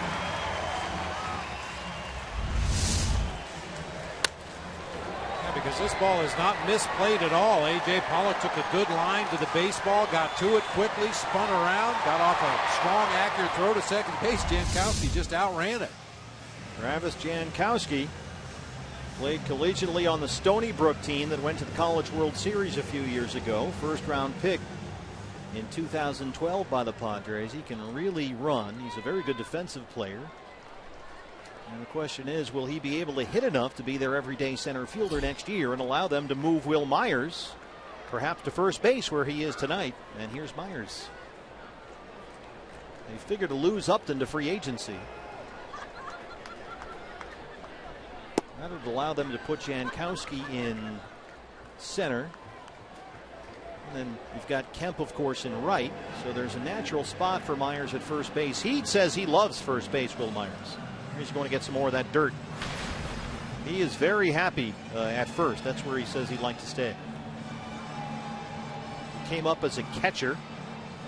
At one point this year, they had Myers as the center fielder. But now it looks like first base may be his spot. Which leads you to believe that Yonder Alonso's days as a Padre are probably numbered. Yeah, that is part of the discussion here. I mean, he's had a ton of injuries, just like Will Myers has had. But I think they're looking for a little more pop from the first base position. There's Yonder Alonso. Alonso has been out since September 1st with a back issue. He's had only 31 RBIs all year, just 5 home runs. Now there's a guy that you've always talked about as a really good hitter. When healthy, I think he's a really good hitter. Keeps his bat in the zone for a long time. He hits the ball from foul line to foul line. Doesn't probably have the power you would like to see at a corner infield position, but when healthy, he's a very valuable bat.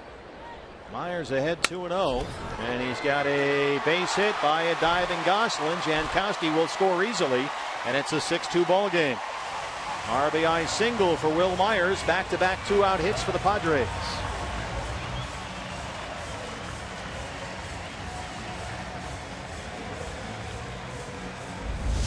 Snuck it through that right side of the infield. Pitch was down and away, kind of cued it off the end of the bat, but you can see Gosselin jockeying the runner close to the bag at second. Just couldn't range far enough to his left to make the play. Well, the danger about an early 6-0 lead, everybody, whether consciously or not, goes into cruise control mode. The Padres get a run here, they get 2 there, and suddenly it's a close game again, and you've sort of been in sleep mode for a few innings. Got to turn it back on. Corey Spangenberg 0 for 2. There's not a manager in baseball that wouldn't take a 6-0 lead in the second inning, but is that a real thing? It seems to be. I don't know if the statistics over time would bear that out, but I've seen it happen a lot. Team jump off to an early lead, and suddenly, like you said, they hit the pause button offensively.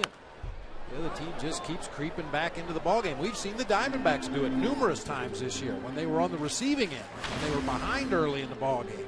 And just keep pecking away, take your runs, take advantage of mistakes, try to get yourself back in the ballgame. And if you look at what the Diamondbacks have done offensively tonight, Casey Kelly retired the last 11 batters he faced. The last D-backs hit in the game was the Pollock grand slam. That was with 1 out in the second inning. And they have not had a base runner since. In the meantime, the Padres got 1 in the 4th and now 1 more here in the 5th.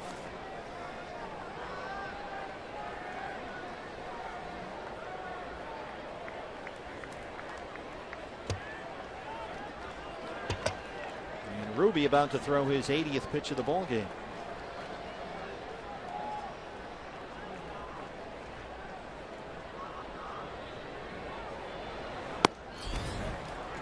This is at 97. It's 2 balls and 2 strikes. 80 pitches, 53 strikes for Ruby De La Rosa.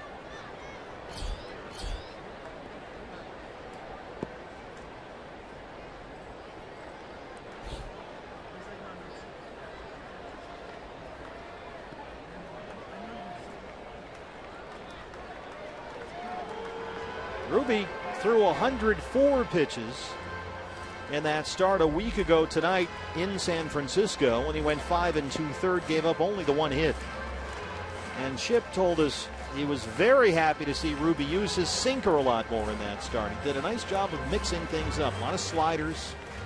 The sinker was effective. He kept his composure out there, which is always an issue for Ruby. But even in his final inning of work, Chip said you could tell that last inning it started to get away from him a bit. And he's shown maybe signs of that right here. He got the first 2 outs in the 5th, but then the Jankowski double, a Myers single, now 2-2 on Spangenberg, and it's a full count.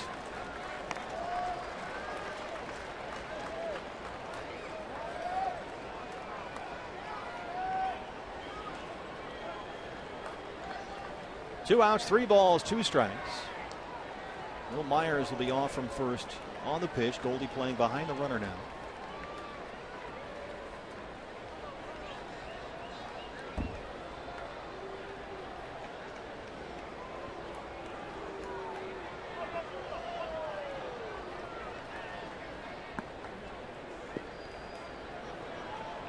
There goes Myers. That ball is hit out to Peralta, and he runs it down near the line for the final out. Nice catch there by David Peralta. The freight train on the tracks to run that one down. Padres get 1 more, though, and it's a 6-2 Diamondbacks lead.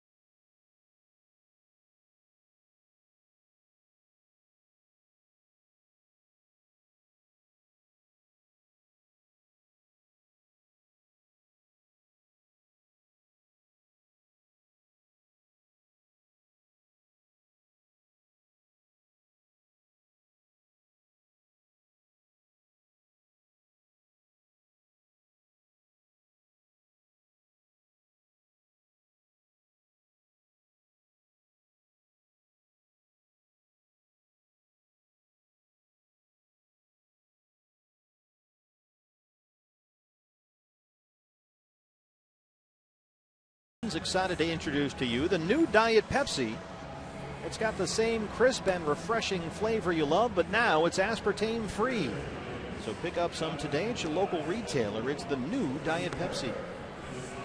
D-backs fans with us. Final road series of the year in San Diego, and they lead at 6-2. A.J. Pollock has 5 RBIs, a career high. An RBI single in the first and a grand slam home run in the second. And the new pitcher for the Padres as we start the 6th, on in relief of Casey Kelly. It's the Cuban junk baller, Odrisamer Despaigne. He will throw everything up there but the rosin bag. Maybe even the rosin bag if he thinks he can get away with it. Multiple pitches from multiple arm angles. Wellington Castillo leads it off. Beef 0 for 2 so far.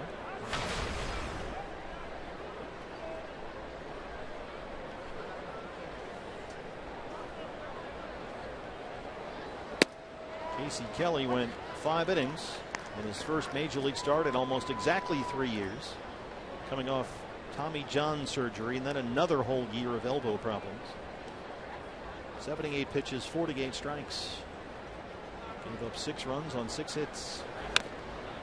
And a walk and 1 strikeout. You know, and I don't think it was so much a fact that the Diamondbacks offense just shut down. I just think Kelly got better. He throttled back a little bit on his sinker, got a little more movement on it. That curveball that he kept leaving up and into the right-handed hitters, he started to finish that pitch through a couple of nice breaking balls. He just kind of settled in after a rocky start. And it's nice to see because he's a really good story, Casey Kelly. Amarista. Boy, that is a lollipop throw over there to first to get Castillo. I don't know what happened there. Too much time. He knew he had Welly running down the first base line, so he takes a little extra time. You saw him spinning the ball there to get the seams and then just gets underneath his throw to Will Myers, who still has time to get back to the bag and beat Wellington.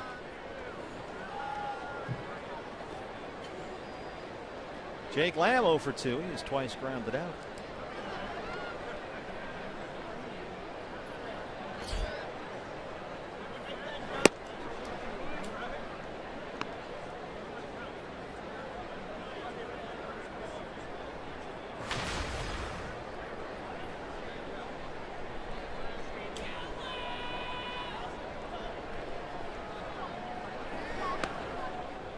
Odrisamer Despaigne kind of gives you the El Duque, doesn't he? He's got a real El Duque windup and delivery. Yeah, you'll notice he starts with a step toward first base off that left side of the rubber before going into that big high El Duque leg kick. Hat on crooked.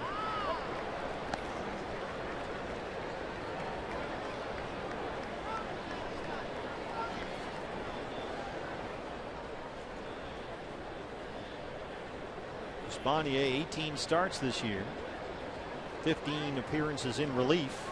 He's been the swing man, the long man, the whole thing.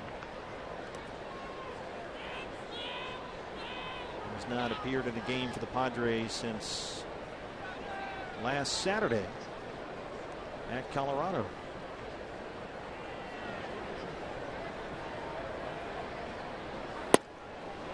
Kind of a thankless role on a ball club when you're that spot starter, long reliever, maybe a matchup guy if that's what it's called for late in the ball game.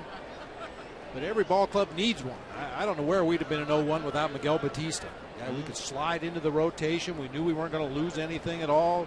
You could match him up against righties late in the game. He could give you innings in long relief.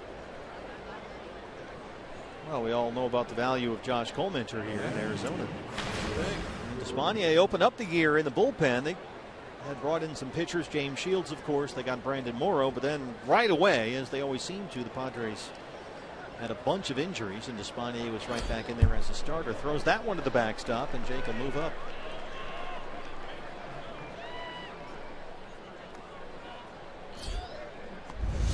Just a bit outside. Tried the corner and missed. So an RBI opportunity for Brandon Drury, who was been hit by a pitch. He was plunked in the hip in his first at bat. Then it went out to the gap in right center his last time up that Matt Kemp ran down.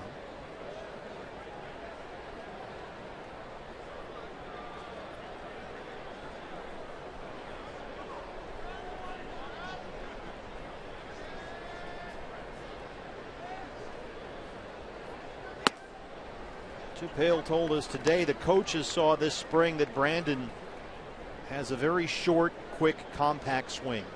And they have seen him make, as Chip said, in-game and even mid-at-bat adjustments up there, which is really impressive for a very young player. Very impressive. Myers at first. Espane has to hustle over there. Jake Lamb's in at third.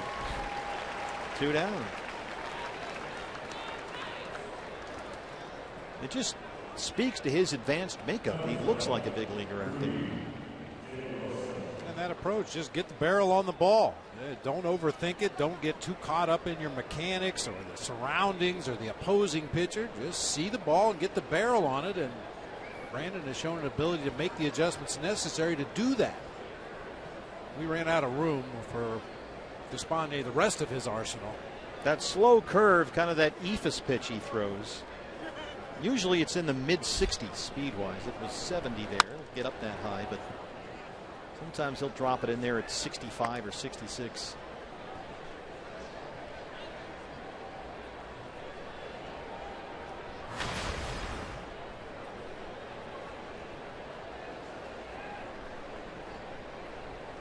Jake Lamb at third, 2 outs.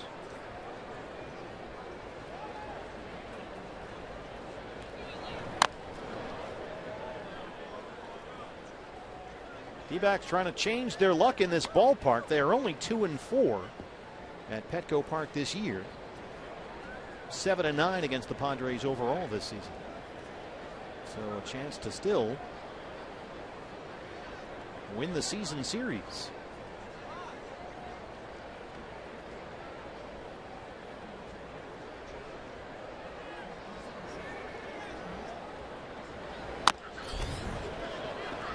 One will stay fair for Despaigne. He makes the out. They strand Lamb. Bottom 6 coming up. Diamondbacks lead in San Diego 6-2.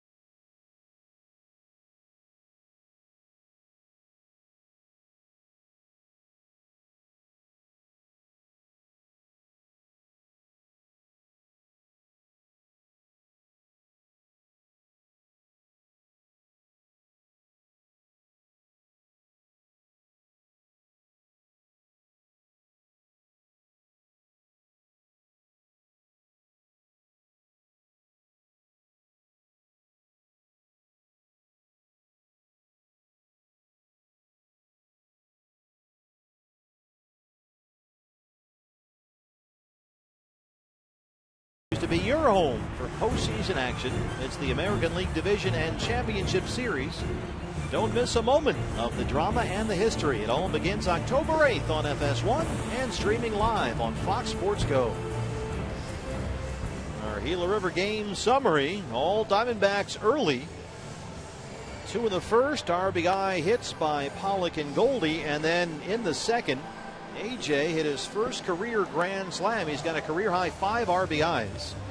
However, the Diamondbacks have not had a base hit since the Pollock grand slam with 1 out in the second inning.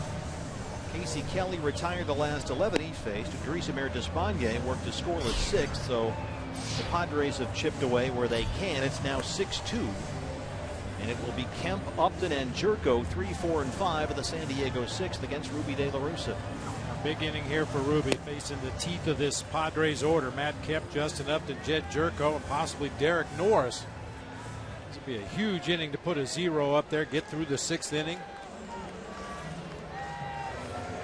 Kemp will start it off. He singled, stole a base, and scored a run his last time up. He's 1 for 2.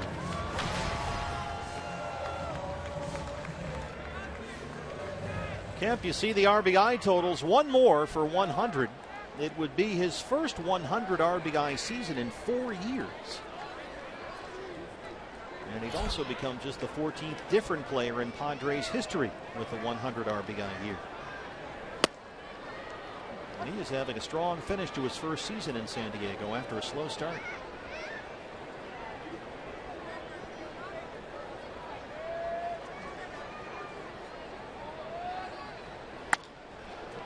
That's a fair ball. What a stop by Jake Lamb, and the throw is there. Jake Lamb at third. A tremendous play by the D-backs third baseman.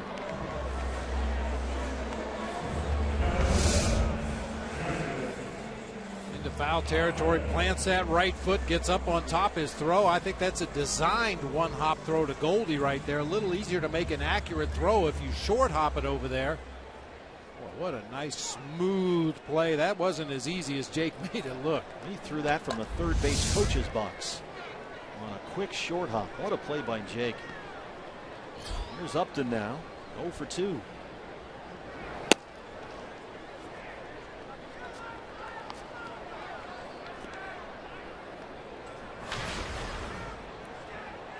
Tell you what, Justin Upton is going to sail off into free agency here in about a week and test the open market, but he may want to think about staying here because he has really adjusted to what is supposed to be a pitcher's ballpark. He's got 15 of his 26 homers this year right here at Petco Park. And that ties Will Venable's single season record for this ballpark. Brandon Drury.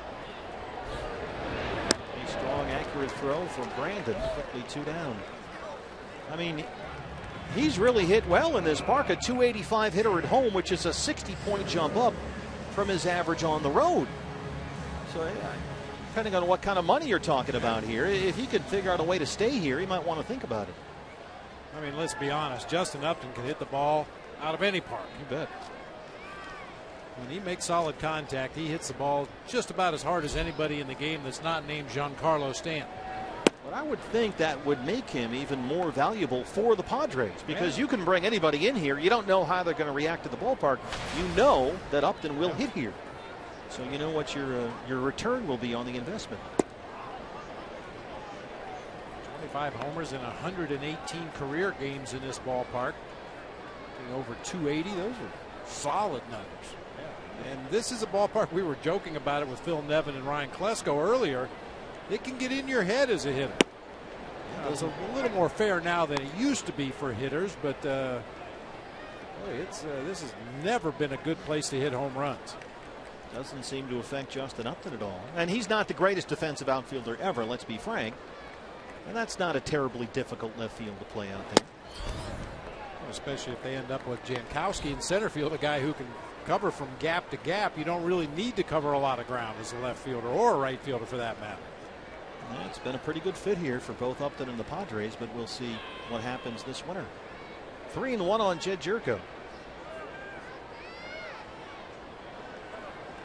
Well, what's going to happen is several teams are going to back into his driveway and dump money.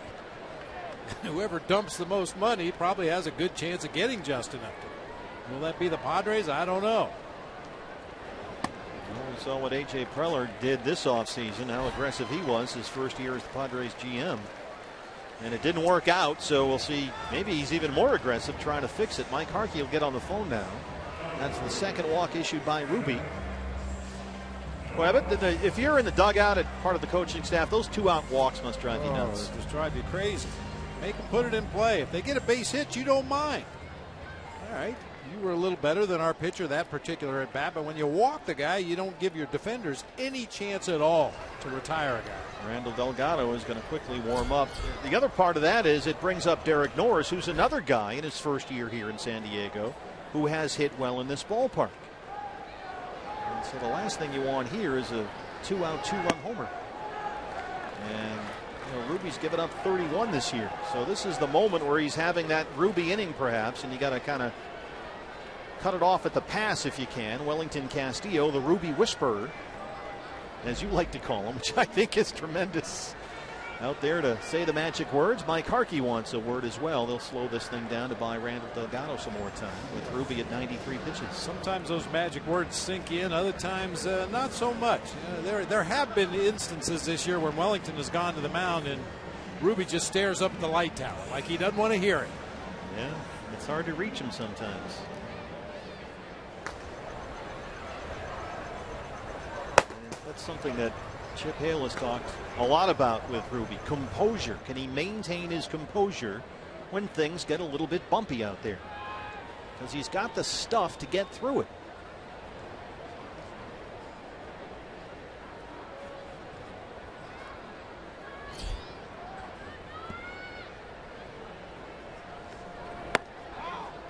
He's having problems now, throwing strikes. 2-0 to Derek Norris.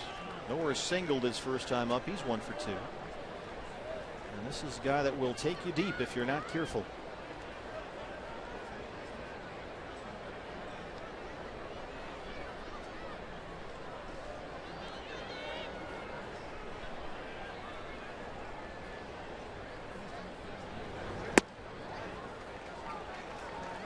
Three and 0.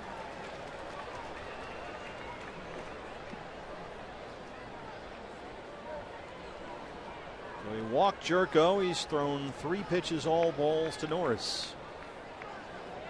I would assume Derek Norris has the green light 3-0, trying to put the Padres right back into ball game with one swing of the bat. Be careful here.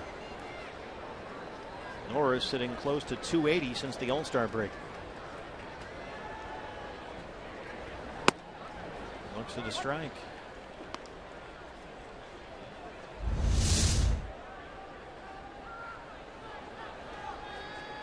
Believe he didn't come out of his cleats swinging at that pitch. I know you need base runners, but you got Amaury still on deck. I'm the Padres. I'd rather see this guy take a crack. Jumps on that one, and Ruby's got it full. 3-2.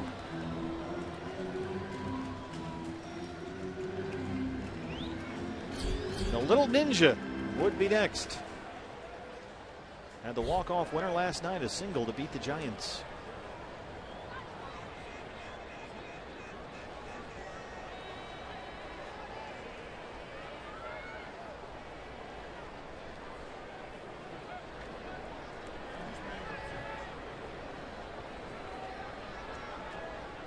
Two outs, 3-2. Jerko takes off from first, and that's ball 4. Back-to-back 2-out walks for Ruby.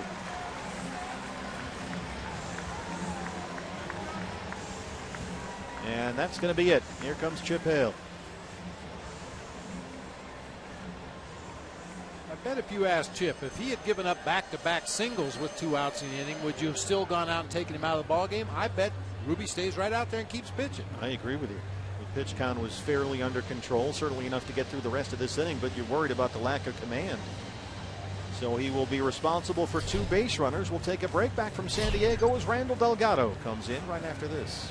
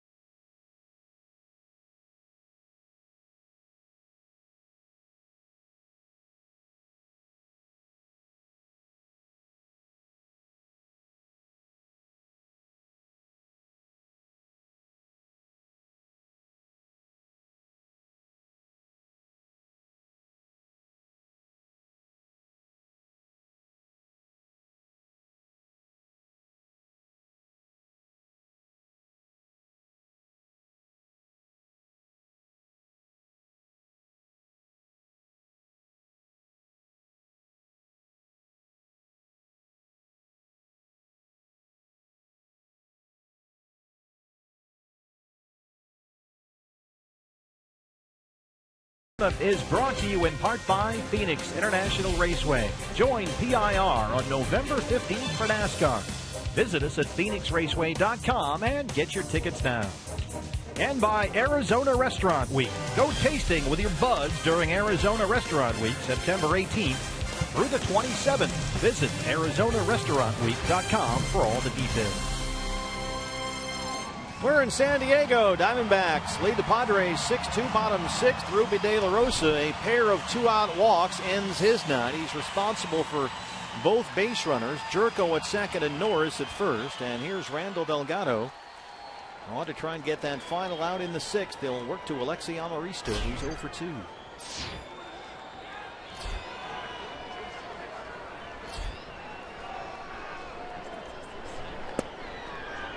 Strike one. The numbers on Randall this year. His 59th appearance.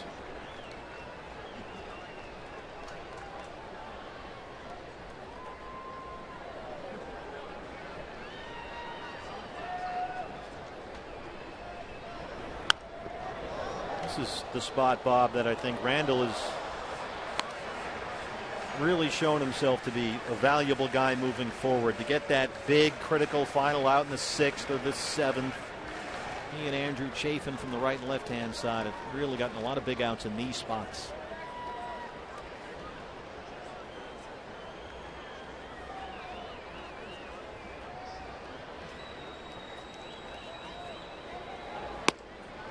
This is up and away, a ball and 2 strikes.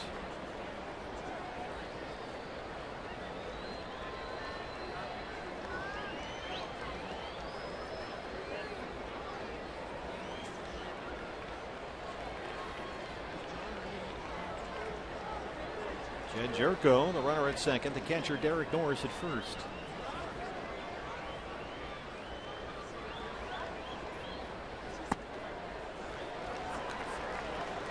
Two and two.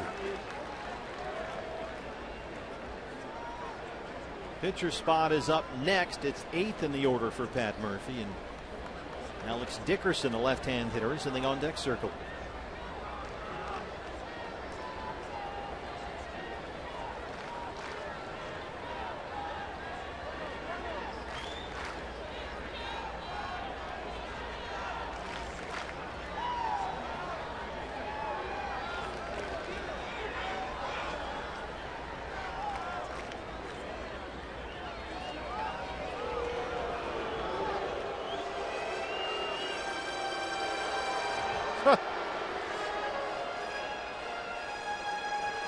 How about Andy Fletcher? We were talking about it's been a long year for the umpires. They might expand the strike zone in what was a 6-0 game. The reaction from Andy Fletcher when Welly had to go out to the mound. They might just be stretching out his back, but watch the plate umpire. Ugh.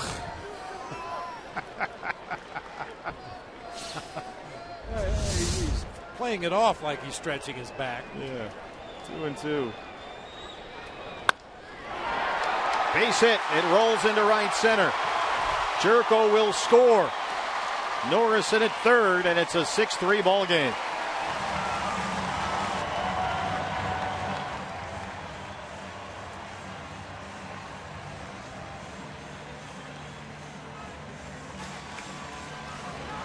Two-out walks. The RBI single for Alexi Amarista, and that 6-0 lead has been cut in half. That was a breaking ball that stayed up and out over the plate for Amarista. Just does get it by Phil Gosselin on out into right center field. Nice play by Ender Inciarte to get to that ball with a sliding stop.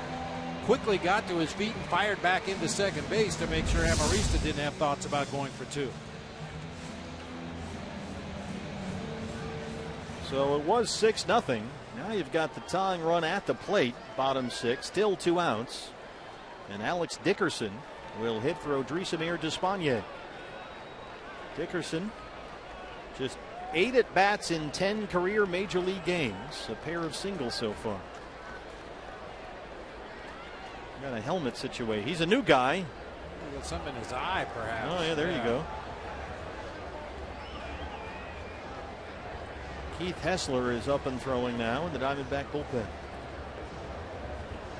That always helps to stick that pine tar covered batting glove up there in your eye. Does that help? This is the Pacific Coast League Rookie of the Year, Alex Dickerson. I don't know if he'll be able to continue or not. Yeah, I was kind of surprised Wallace didn't pinch hit here anyway instead of Dickerson. We talked about him earlier in the ball game. Tremendous numbers off the bench. Chance to perhaps pull the Padres even closer in this ball game. Yeah, Wallace hitting .366 as a pinch hitter this year, including 4 home runs. As they continue to work on Dickerson, he's got, nope, there you saw the signal there. He's not going to be able to go here. So now they announce Wallace as the hitter. And Wallace in 41 at bats in a pinch hit role has been really good off the bench for Pat Murphy, the former ASU Sun Devil. And right now he's the tying run at the plate. Just homered here Tuesday against the Giants.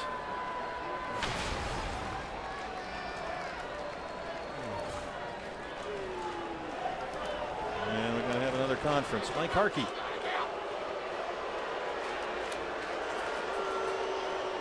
It was 6-0 Diamondbacks, but the Padres got one in the 4th. They got one in the 5th. They've added one here and threatening more. Still just 2 outs. Ruby got the first 2 outs in the inning. And then walked Jerko, walked Norris. Randall came in. Amarista the RBI single, and now it's Wallace with runners in the corners and 2 outs.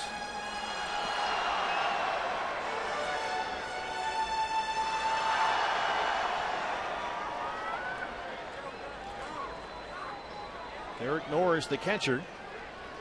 He's at third. Alexi Amarista at first.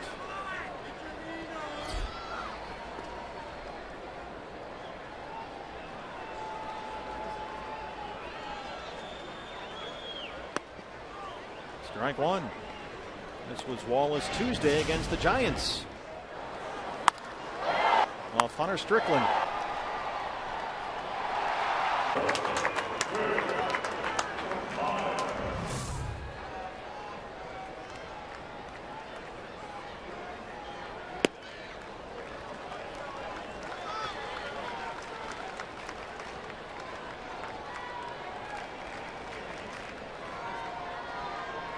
Wallace opened up the year with the Padres AAA team in El Paso.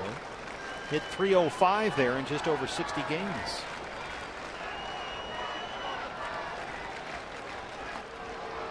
And he has thrived in this role as a left-hand bat off the bench over the second half of the year.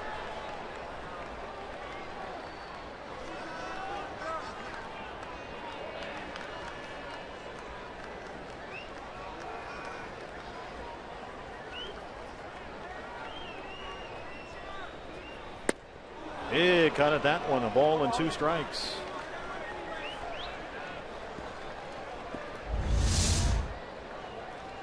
Not an easy role to adapt to as a relatively young player, at least as far as experience at the major league level. He hasn't had a lot of playing time. And he's 29. He did not play in the big leagues last year. Spent the time of the minors in both the Baltimore and Toronto systems. That's in the seats.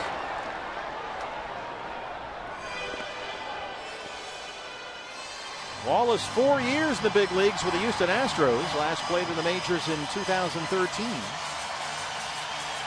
Got released by the Astros last March. Padres are his 4th organization in 2 years.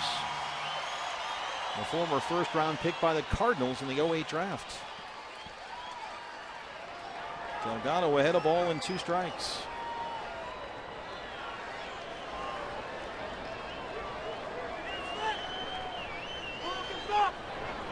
Got him. Randall Delgado puts out the fire and strands 2, but the Padres continue to chip away. It's now a 6-3 ball game.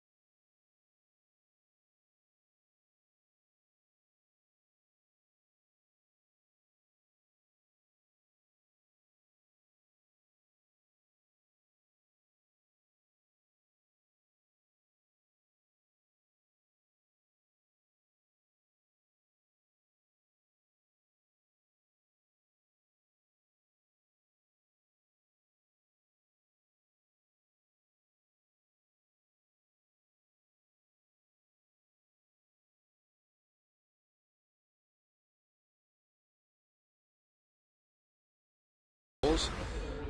But sometimes you get so caught up in wins and losses. It's tough. I talked to the team today. We want to really focus on the process and how we do it and how we prepare, and not get so caught up. I got to get a hit. I got to get a win. Those things will come when the process is right. Todd Walsh back here at Petco Park in San Diego. Chip Hale talking before the game today. They have that one-game lead on the Padres in the West. You want to make sure that you don't let that slip away as this season comes to an end. But it's interesting, Steve and Bob, we've heard Chip say over the course of the season from time to time, I talked to the team today, and the natural inclination is, oh my God, there was a players meeting or a coaches meeting or a meeting. But I talked to Chip about that today, and he just likes to use maybe the hitters meeting is a great spot to walk in when he's got the team gathered to impart his wisdom, if you will, or the pitchers meeting. That's when he makes his way and moves around. I think when they have those the group meetings, the big meetings, we tend to find out about them a little bit later on, but that's sort of the way his process is. I would think, Bob, that has a lot to do with just the youth of this team, right? Yeah, I think so. I mean, I know from past experience, when you call a team meeting and you're the one standing up in front of the group talking, everybody feels like they're going to the principal's office. What'd we do wrong? And many times it isn't what you're doing wrong. Many times you wanted to compliment them on things they were doing well. And once you get past that idea of I've done something wrong, I'm going to be scolded, that's when the meetings really start to take hold. Of course, you always have the team meeting on a day that Schilling or Johnson was going to pitch, right? A valuable lesson learned from Roger Craig. Always call a team meeting on a day your ace is pitching. You see the new pitcher for the Padres. Ender Inciarte scalds that one foul. It's the big right-hander John Edwards. He was literally the player to be named later. John Edwards acquired by the Padres from Texas last month, and the deal that sent Will Venable to the Rangers. So here he is, ahead of Ender Inciarte, 0-2. That one got Ender. He went down hard there.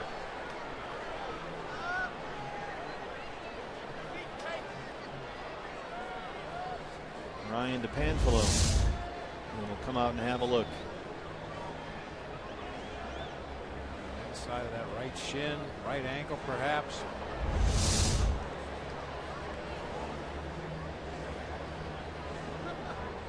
He's got a guard. Is that the sock, or he's got a guard on? I think it's just his sock. They've got his pants hiked up a little bit to take a look at it. The pants are always so low we never get to see the socks. I think those are fun socks for your sad feet. Ender's shin is a little worse for wear right now. It's good to see that Ryan has had time away from his Todd Walsh treatments to work on some of the players.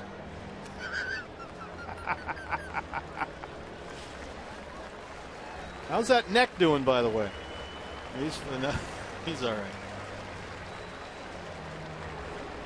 right. I just, the picture was provided. It wasn't. I am aware of where it came from. I tracked that thing down. I had nothing to do with it. It was presented to me, and here it is. No, I understand. I just found it amusing that after you ran me over 7 times with the bus that is the network television show that we're on, you asked me to go get you some of Tommy Lasorda's cake. I had a real hard time trying to. No, I wanted the Vin bobblehead. Oh, that's right. Yeah. Okay. The cake I could do without. I've had enough cake. Lord knows. Short right. Jerko drifting out there. We're just concerned about your welfare. I can tell. Yeah, that's every day I feel it. Get on the bus, I feel it. I get to the park, I feel it. You got your back here. Defensive changes for the Padres. Brett Wallace stays in the game, takes over at first for Will Myers. And Myers will move out to center where he started the year as their center fielder. Travis Jankowski comes out of the ball game. And unless I'm missing something, that means the pitcher spot is due up first in the bottom half of the 7th inning. Now, perhaps John Edwards only in there to pitch 1 inning and then pick your pinch hitter in that spot. I think the wild card is leaving Wallace in the game. Usually he pinch hits and that's it. Joe Gosselin. Apparently Pat Murphy wants to keep that left-handed bat in the lineup somewhere after pinch hitting. Well, they don't. A lot of ballparks, they put up the lineups for both teams. They don't do that here with the Padres in the field, so we're just left to guess whether that was a double switch or really worked that. So we'll find out together.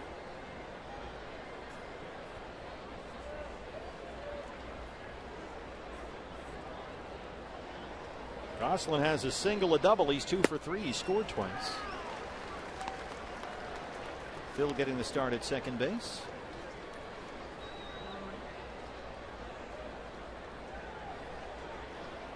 I'm told by highly reliable sources that Edwards is batting ninth. So yeah, you're right.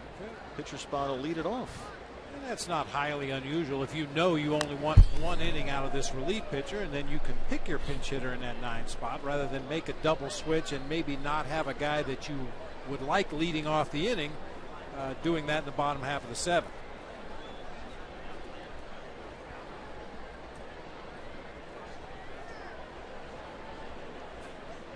One and two on Phil Gosselin. Drive this out along the right field line. Here comes Matt Kemp on the run, and Kemp makes the sliding catch in foul ground. He's got it. Matt Kemp can still go get him out there. 2 outs in the seventh. Kemp is not a smooth outfielder like A.J. Pollock, a guy that just seems to glide across the grass. Matt Kemp gallops after balls. No fear of that sidewall. Nice sliding catch that time. Got to watch out for that ankle and that shoulder that he's injured so severely over the last couple of years.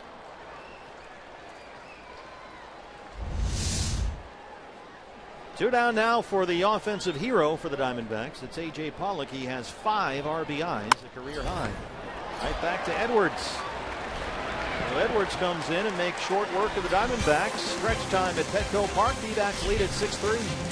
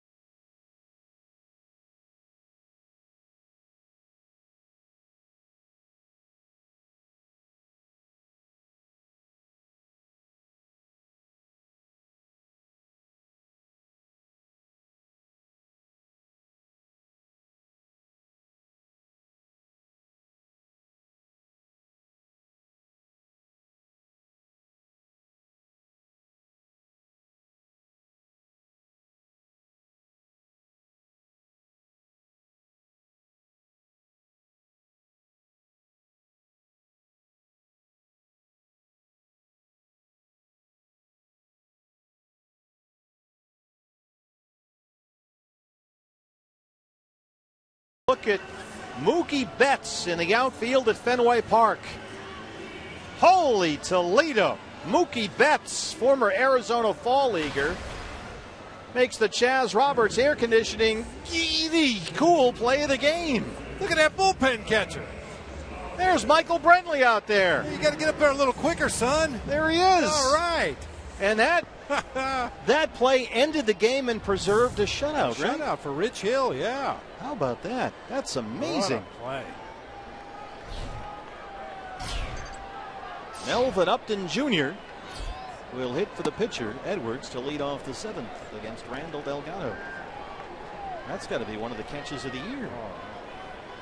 The body control. I mean, he caught it and clearly waist high over the fence, but somehow managed to keep from flipping over into that bullpen. Let's check Michael Brentley now. Where's Michael? He's in the just corner. Standing in the corner over there to the right by the cop. And then, oh, all right. I was there for you. Michael Brentley. All right. Nice job. Yeah. It's the first time I've seen his mug since the All-Star break. Well, he's always wearing a catcher's mask. Hasn't been a great year for the Red Sox rotation. He's been busy back there in the bullpen.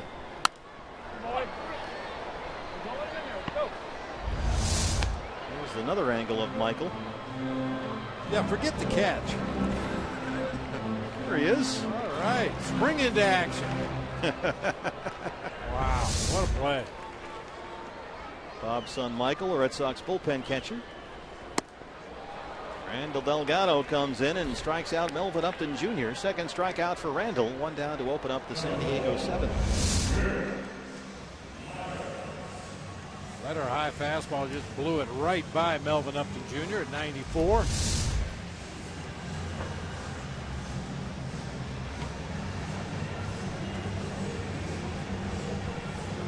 Will Myers now. Myers has walked. He's got an RBI single, 1 for 2.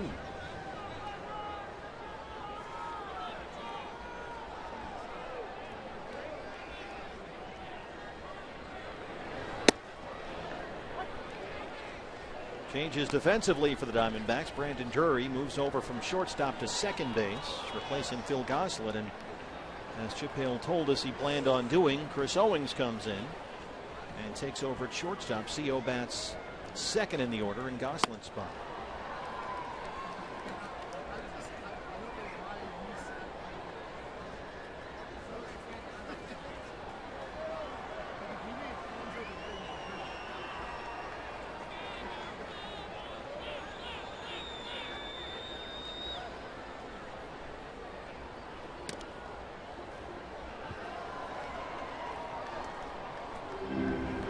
Hessler has been warming up for a while now in the Diamondback bullpen. He's joined by the right-hander, David Hernandez.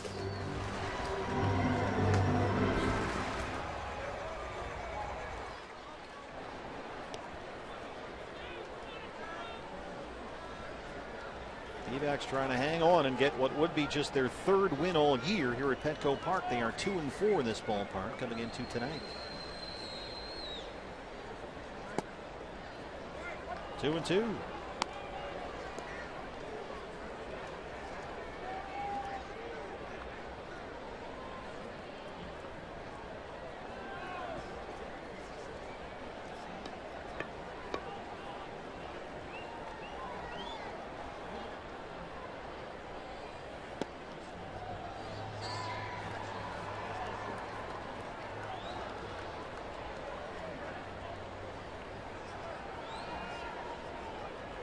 Full count, 3-2. Corey Spangenberg is on deck. He will be next.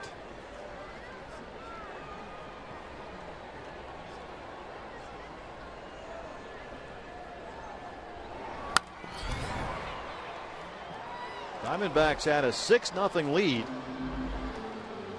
in the second inning, but the D-backs have not had a base hit since A.J. Pollock's grand slam with one out in that second. The offense has stopped.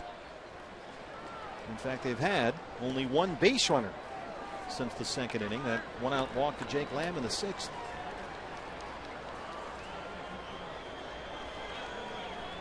Padres have added one in the fourth, fifth, and sixth.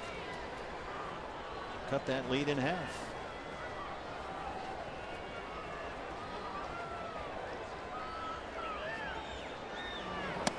Myers chases one upstairs on the 3-2 pitch. That's 3 strikeouts in a row for Randall. Last 2 on very similar pitches. 94 miles per hour up above the top of the zone. I talk about it all the time. That pitch looks so big and so easy to hit, but it's so tough to get on top of and make any kind of solid contact. Especially with 2 strikes, it must be tough to lay off that pitch. Corey Spangenberg is 0 for 3.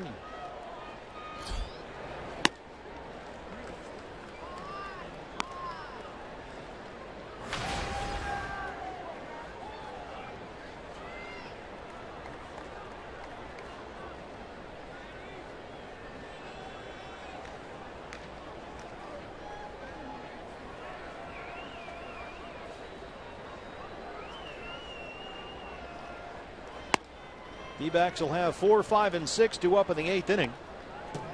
Goldschmidt, Peralta, Castillo. Wellington Castillo reminding Randall Delgado to finish his pitches. Randall occasionally gets in such a big hurry to end the inning once he gets to 2 outs. he spins off and really falls off to the first base side before he finishes his delivery. There you go. Make sure you reach out to your target, let the ball go, and then spin off to the first base side. Preferably you don't spin off at all, but that's part of Randall's follow through on his delivery to take that big step over there toward first base. Just make sure you finish the pitch first. Another good. 2-2.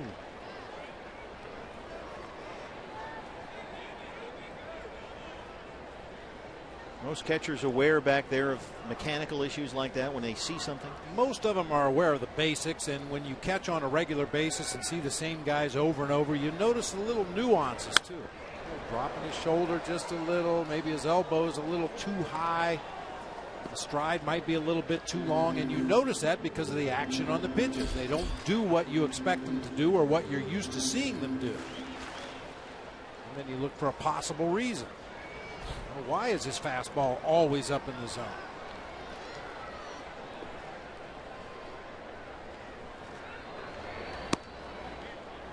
He's missed consistently high and away from the lefties with that straight changeup. That's his bread and butter out pitch. Usually when he gets to 2 strikes, he likes to throw that changeup down at the bottom of the zone, get some soft contacts or swings and misses. He's gone 3-2 now on back-to-back hitters. He got Myers to chase a high fastball on 3-2. Full count pitch to Spangenberg. Right back to the mound. Randall's on it. And he works a 1-2-3 7th. 8th inning coming up at 6-3 D-backs.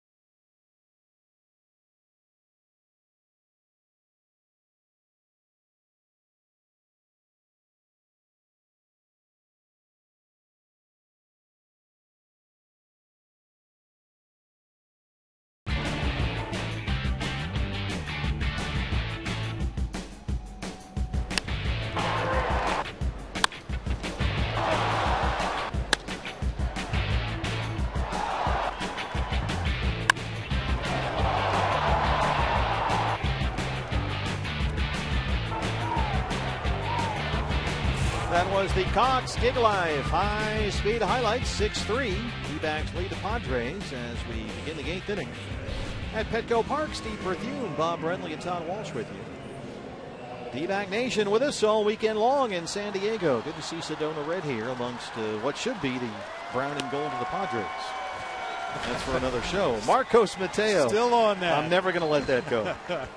Marcos Mateo. Diamondback fans will remember Marcos Mateo. He was in spring training with the D-backs not too long ago as a Rule 5 guy. Had to be returned, and he has wound up here in San Diego just off the DL after a neck injury. His 25th appearance of the year, and Goldie will lead it off.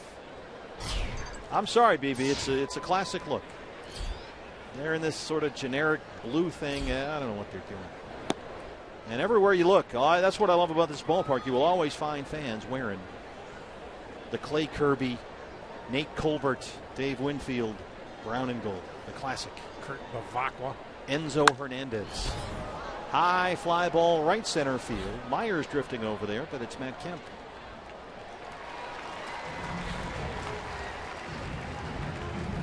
They still, there you go. There's Raleigh Fingers right there.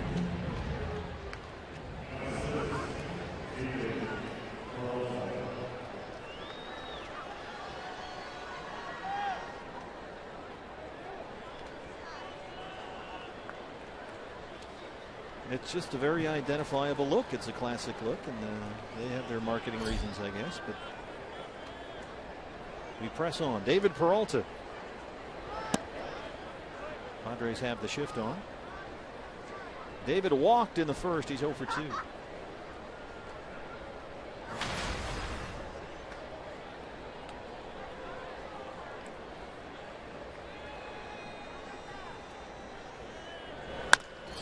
It's right into the shift. 2 outs. Our State Farm report of the ball game. Isan Diaz with the Rookie League team in Missoula. This was the year that he had. And they're excited about him. He hit .360 and was league MVP. 13 homers in only 68 ball games. Second round pick in the draft last year. Isan Diaz. That's a guy to watch for.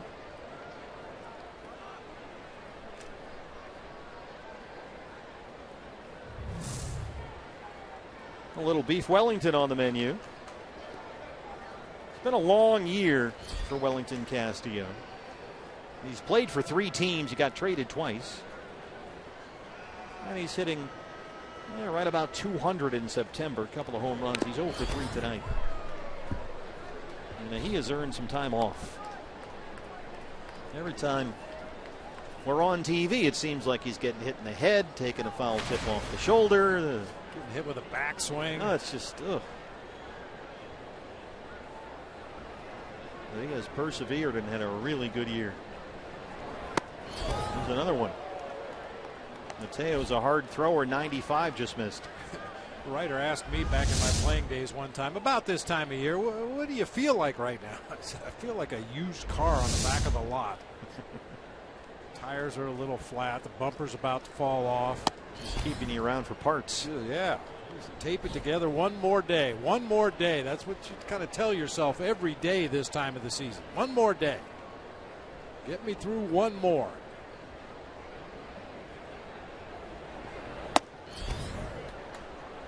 A string of 4 consecutive years as a player where the first thing I did the day after the season was over was go get knee surgery. 4 years in a row? 4 years in a row. Once both knees the same day. Oh, goodness. Just limping to the finish line.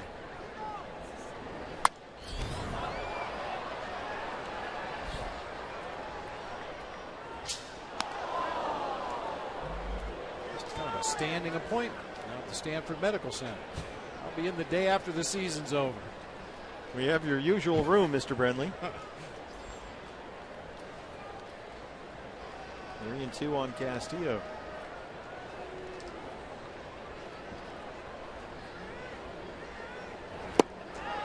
Struck him out, Marcos Mateo. Diamondbacks have still not had a base hit since the Pollock grand slam in the second, but they're hanging on to a 6-3 lead.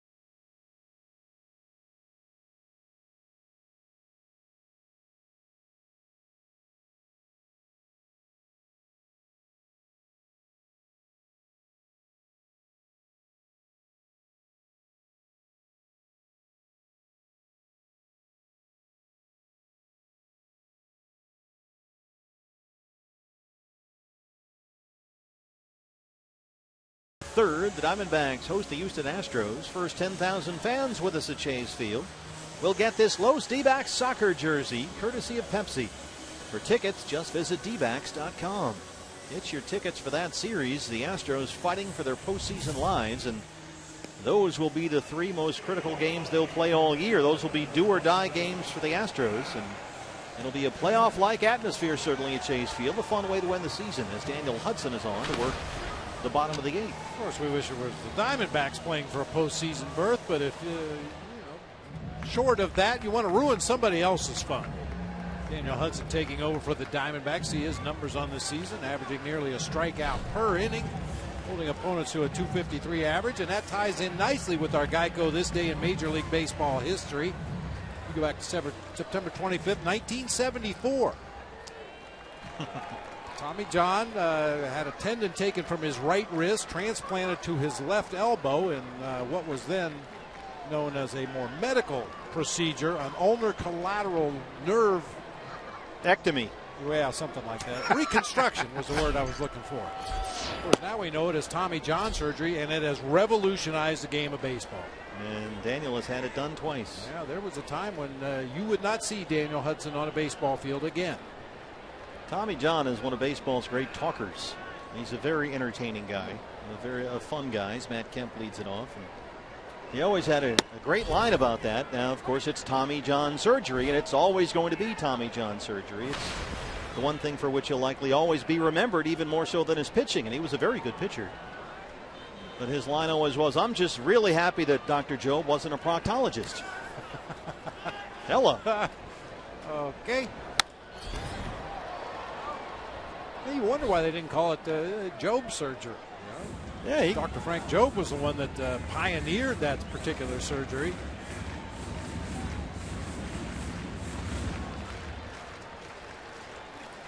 And Daniel has had 2 of them. Just kind of rolls off your tongue, though. Tommy John surgery. Everybody knows exactly what you're talking about. Yeah.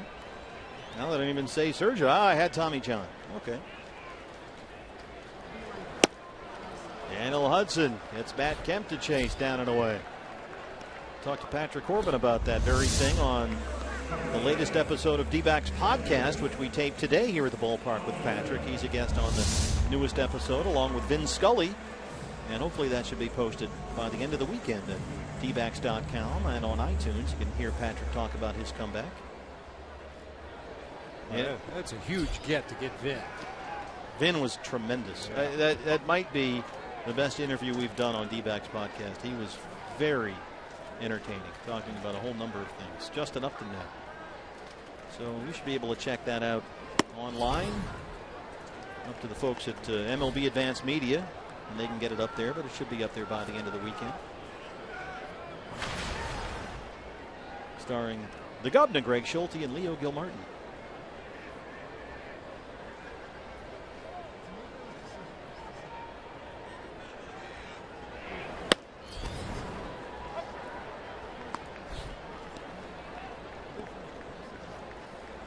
Patrick was talking about what Daniel Hudson had been through, and Patrick said, I can't imagine doing it twice, going through the rehab and the uncertainty and the waiting, and you're there, but you're not really there with the team as a player, and you don't have your routine, and you're not on the mound, and everything you go through emotionally, physically, the rehab.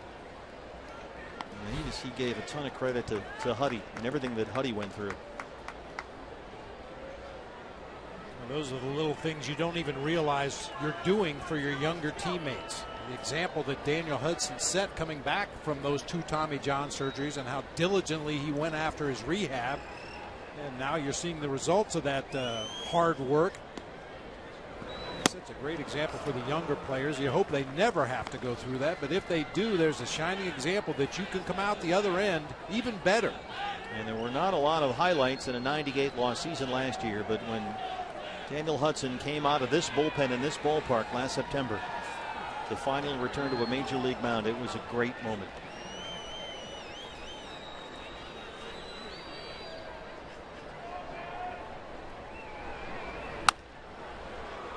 This might stay playable for Goldie. It's near the seats, foul ground, and he's got it.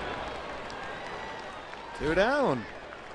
Made a similar play right up against the railing at Dodger Stadium yesterday. fair amount of foul territory here at Petco. Not as much as we saw at Dodger Stadium, but Goldie yesterday, as you said, made a very similar play over near the barrier. That time reached into the stands. Fortunately, nobody holding a baby there to try to steal the ball away from him. Yeah, what is the deal with that? Everybody that tries to catch a ball has a baby in one hand. It's getting to be a thing. It is.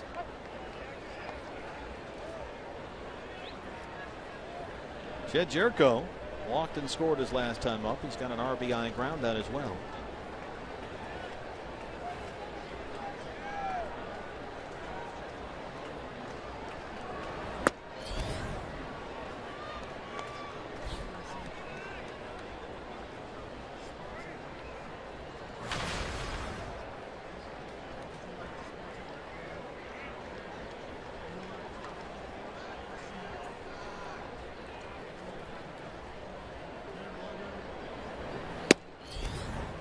One and two.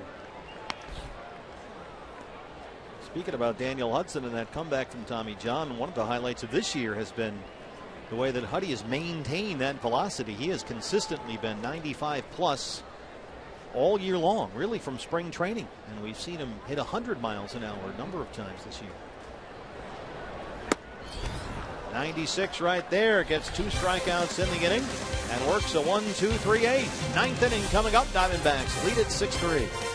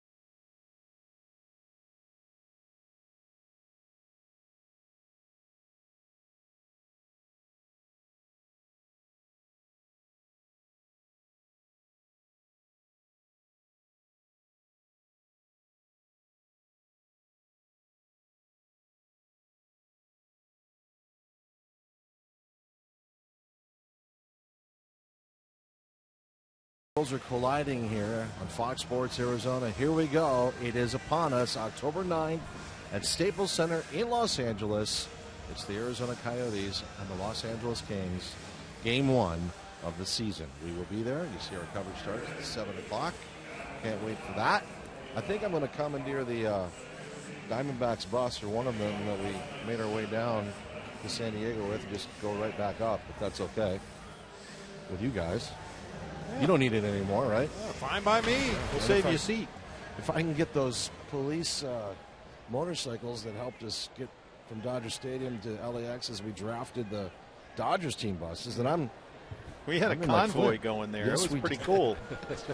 Mark Zepchinski, better known as Scrabble, the left-hander, is on to face Jake Lamb, open up the 9th inning. Yeah, we had Ponch and John and the Chips weaving their way through the buses, and suddenly we ran into the Dodgers bus trying to get to the airport as well through that 5 o'clock LA traffic. And there were, what, 2 or 3 equipment trucks, 5 or 6 buses, a bunch of motorcycle cops all getting us through the left-hand lane there. LA, 5 o'clock on a Thursday. Leaning on those sirens. Yeah, you're sitting there looking out the window, and then one of them zooms right by you, and then they're weaving in and out of traffic and rushing up ahead, clearing out a lane. Diamondbacks coming through. Not a bad way to travel, I have to say. Not at all.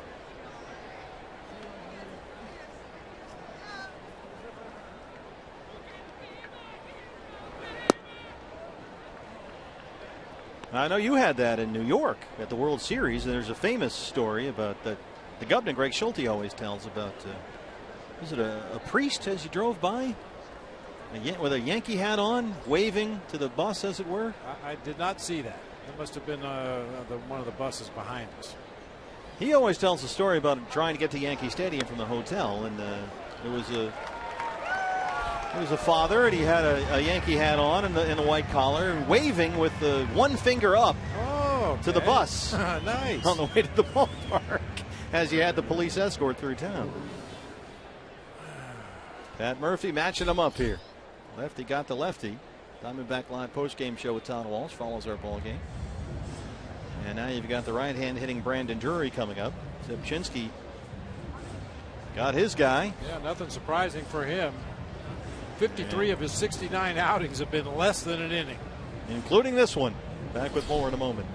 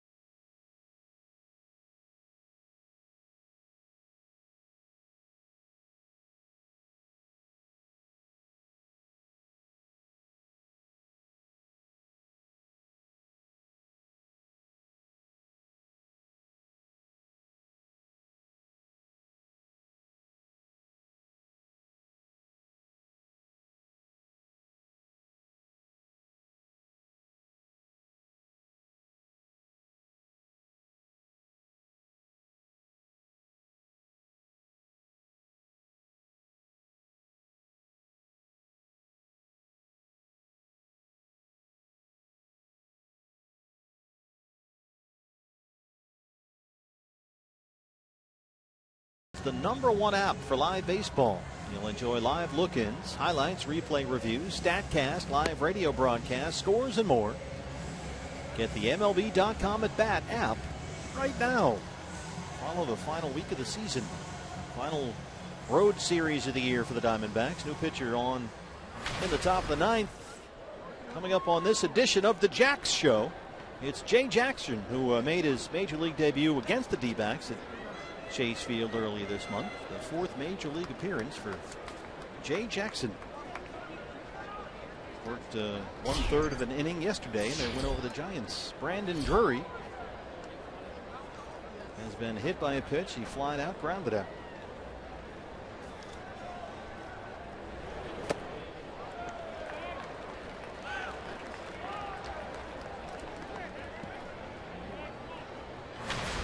As far as Nick Ahmed goes, Brandon got the start at shortstop tonight. He's since moved over to second base, but Chip Hill told us before the game today Nick did play some catch and move around. He's doing really well.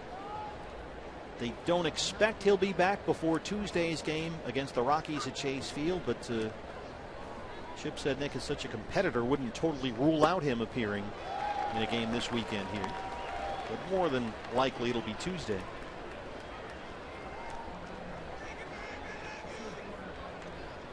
That's certainly good news, the way Nick was on crutches after that ball game in L.A. Yeah, it was not a good sight seeing him go over to that Dodger side of the field to see the doctor, get some x-rays, but hopefully Nick will be able to get back on that field before the end of the season.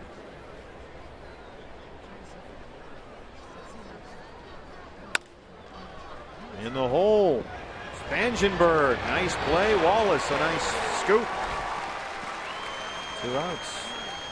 As promised earlier, time for the Data Strong fan photo. Just use the hashtag AZDataStrongFan on the Twitter for your chance to be featured in a Diamondback broadcast. Mike is the winner with the D-Bat dog. That's brought to you by T-Mobile.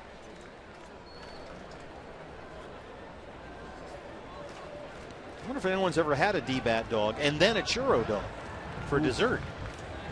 That's like It's a couple months worth of calories right there. One meal. It's a double header. Get some Wetzel's pretzels. That's like a food triathlon.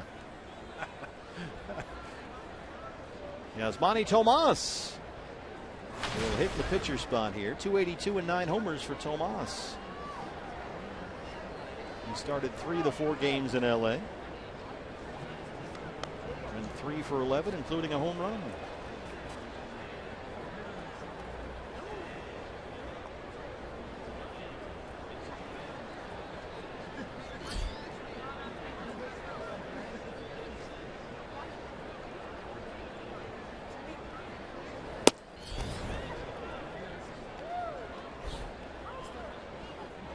Giants, we're told, have lost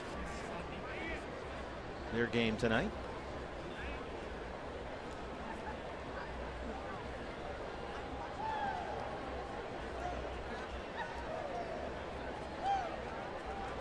Waiting for the scoreboard to change any time now. Yeah, I think it was a 5-4 final. Yeah, yep, 5-4 at Oakland. And so the Cubs have locked up that wild card. So it will in all likelihood be the Cubs at Pittsburgh in the National League wild card game. 1-1 on Tomas. You would assume Garrett Cole against Jake Arrieta. Both teams have, some time now to get things arranged exactly the way they want them for that one-game play-in. Yeah, if I'm Joe Madden, there's absolutely no chance I don't go with Arrieta over Lester, the way that he's pitched. Well, and the Pirates are a team that can get aggressive on the bases, and we know Lester is improved at holding runners over there at first base, but still a weakness in his game. Arrieta just gets better and better as the season wears on. I mean, he doesn't let anybody get on first base. He's going to get some serious Cy Young consideration, as well he should. I'm trying to figure out this American League wild card. Houston did get beat tonight. How about the Twins? The Twins. They were a game and a half back, the Twins. They got beat tonight by the Tigers. It was the right now it's the Yankees and the Astros, right? Angels and Twins are about a game and a half back. Just a half a game back now for the Angels. Tomas, high fly ball to Justin Upton.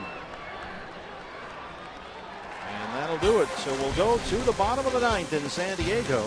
Diamondbacks trying to close out a 6-3 lead. Brad Ziegler coming in.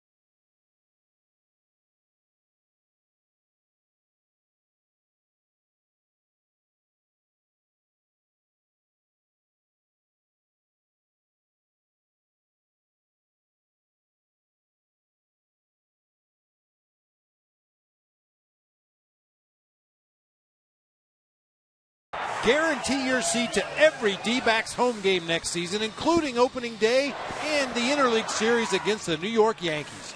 Take advantage of flexible payment plans when you buy now. Visit dbacks.com. All kinds of flexible season ticket packages available for you. You can design your own at dbacks.com or check in with our season ticket headquarters at the ballpark this week in the final homestand of the year. Here's Brad Ziegler, who has converted 25 straight save opportunities. He's now only 3 shy of J.J. Putz's D-backs record. And he's on to try and close out a 6-3 lead in the 9th. That'll be Derek Norris, Alexi Amarista, and Brett Wallace, the scheduled hitters, 6, 7, and 8 for the Padres.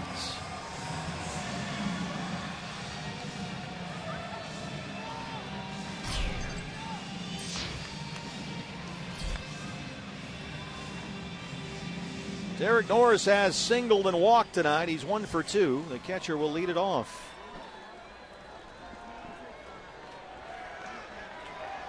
He homered here last night in their win over the Giants. He was 3 for 4.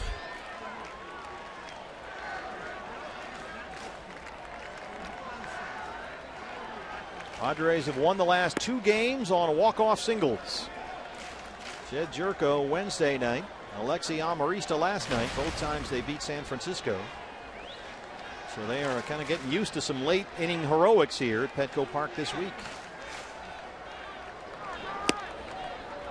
And Norris ahead, 2 balls and no strikes.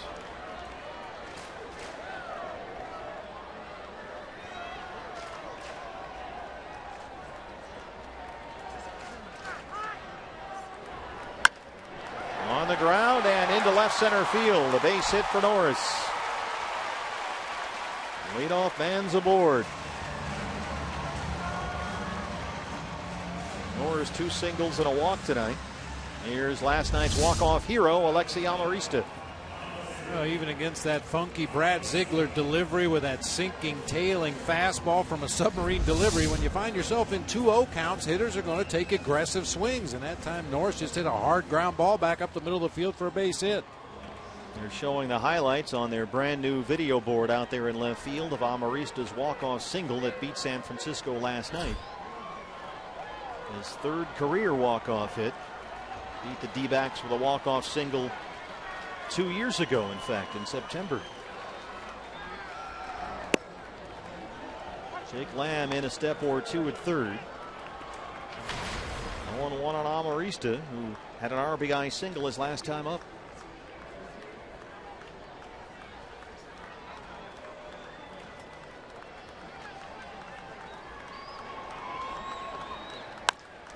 Double play ball here. Drury, Owings, they can't turn it. The throw gets away from Goldie, a low throw down to his glove side. As Norris was coming in hard at second.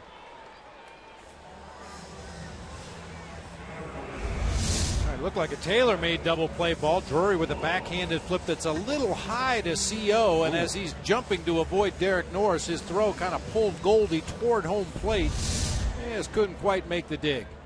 Boy, Norris really had that leg way up in the air coming in at CO. He could still get a hand on the base, but that right leg was way up there. And it worked. Amarista at first, 1 out. Brett Wallace.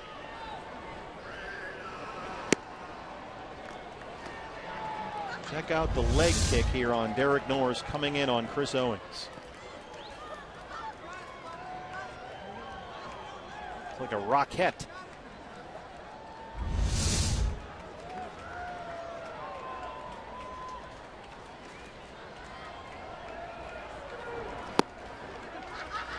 And just like against Derek Norris, Brad behind 2-0.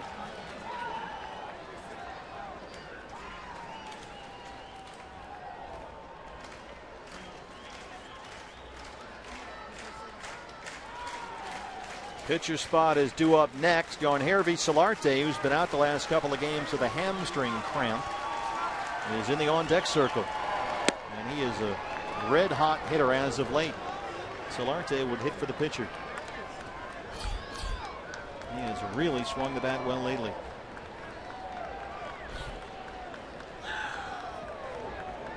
D-backs have the shift on. Chris Owings all by himself at shortstop near the second base bag, looking for the ground ball out here.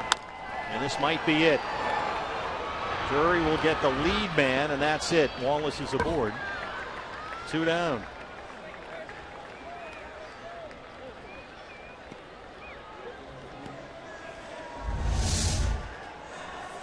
Not hit hard enough to turn a double play, but good to get that lead man, keep him out of scoring position.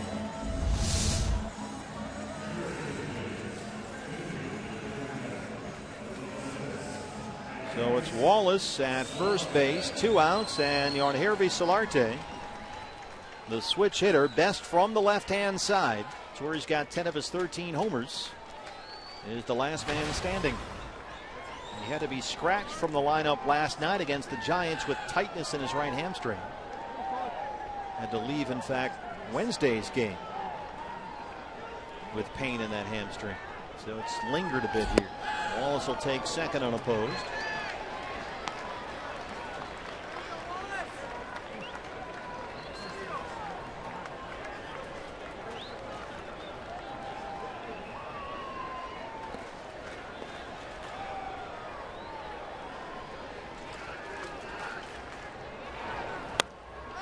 Popped him up. Goldie in foul ground. He's got it, and the Diamondbacks have got the win. They take it 6-3. A victory over the Padres to open up this final road series of the year. And for the D-backs, just their 3rd win here at Petco Park this season.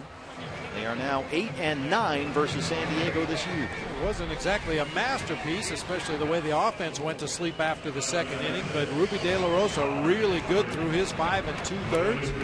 Unfortunately, he walked a couple of batters right at the end of his outing. Otherwise, he was really good tonight. The Diamondbacks played the last 7 innings of this ball game without a base hit. Their last hit was A.J. Pollock's grand slam with 1 out in the 2nd inning, but it was enough. They hang on for the 6-3 win. More from San Diego. Todd Walsh will have reaction from down on the field and in the clubhouse. It's the Diamondbacks live postgame show brought to you by CenturyLink. That's next here on Fox.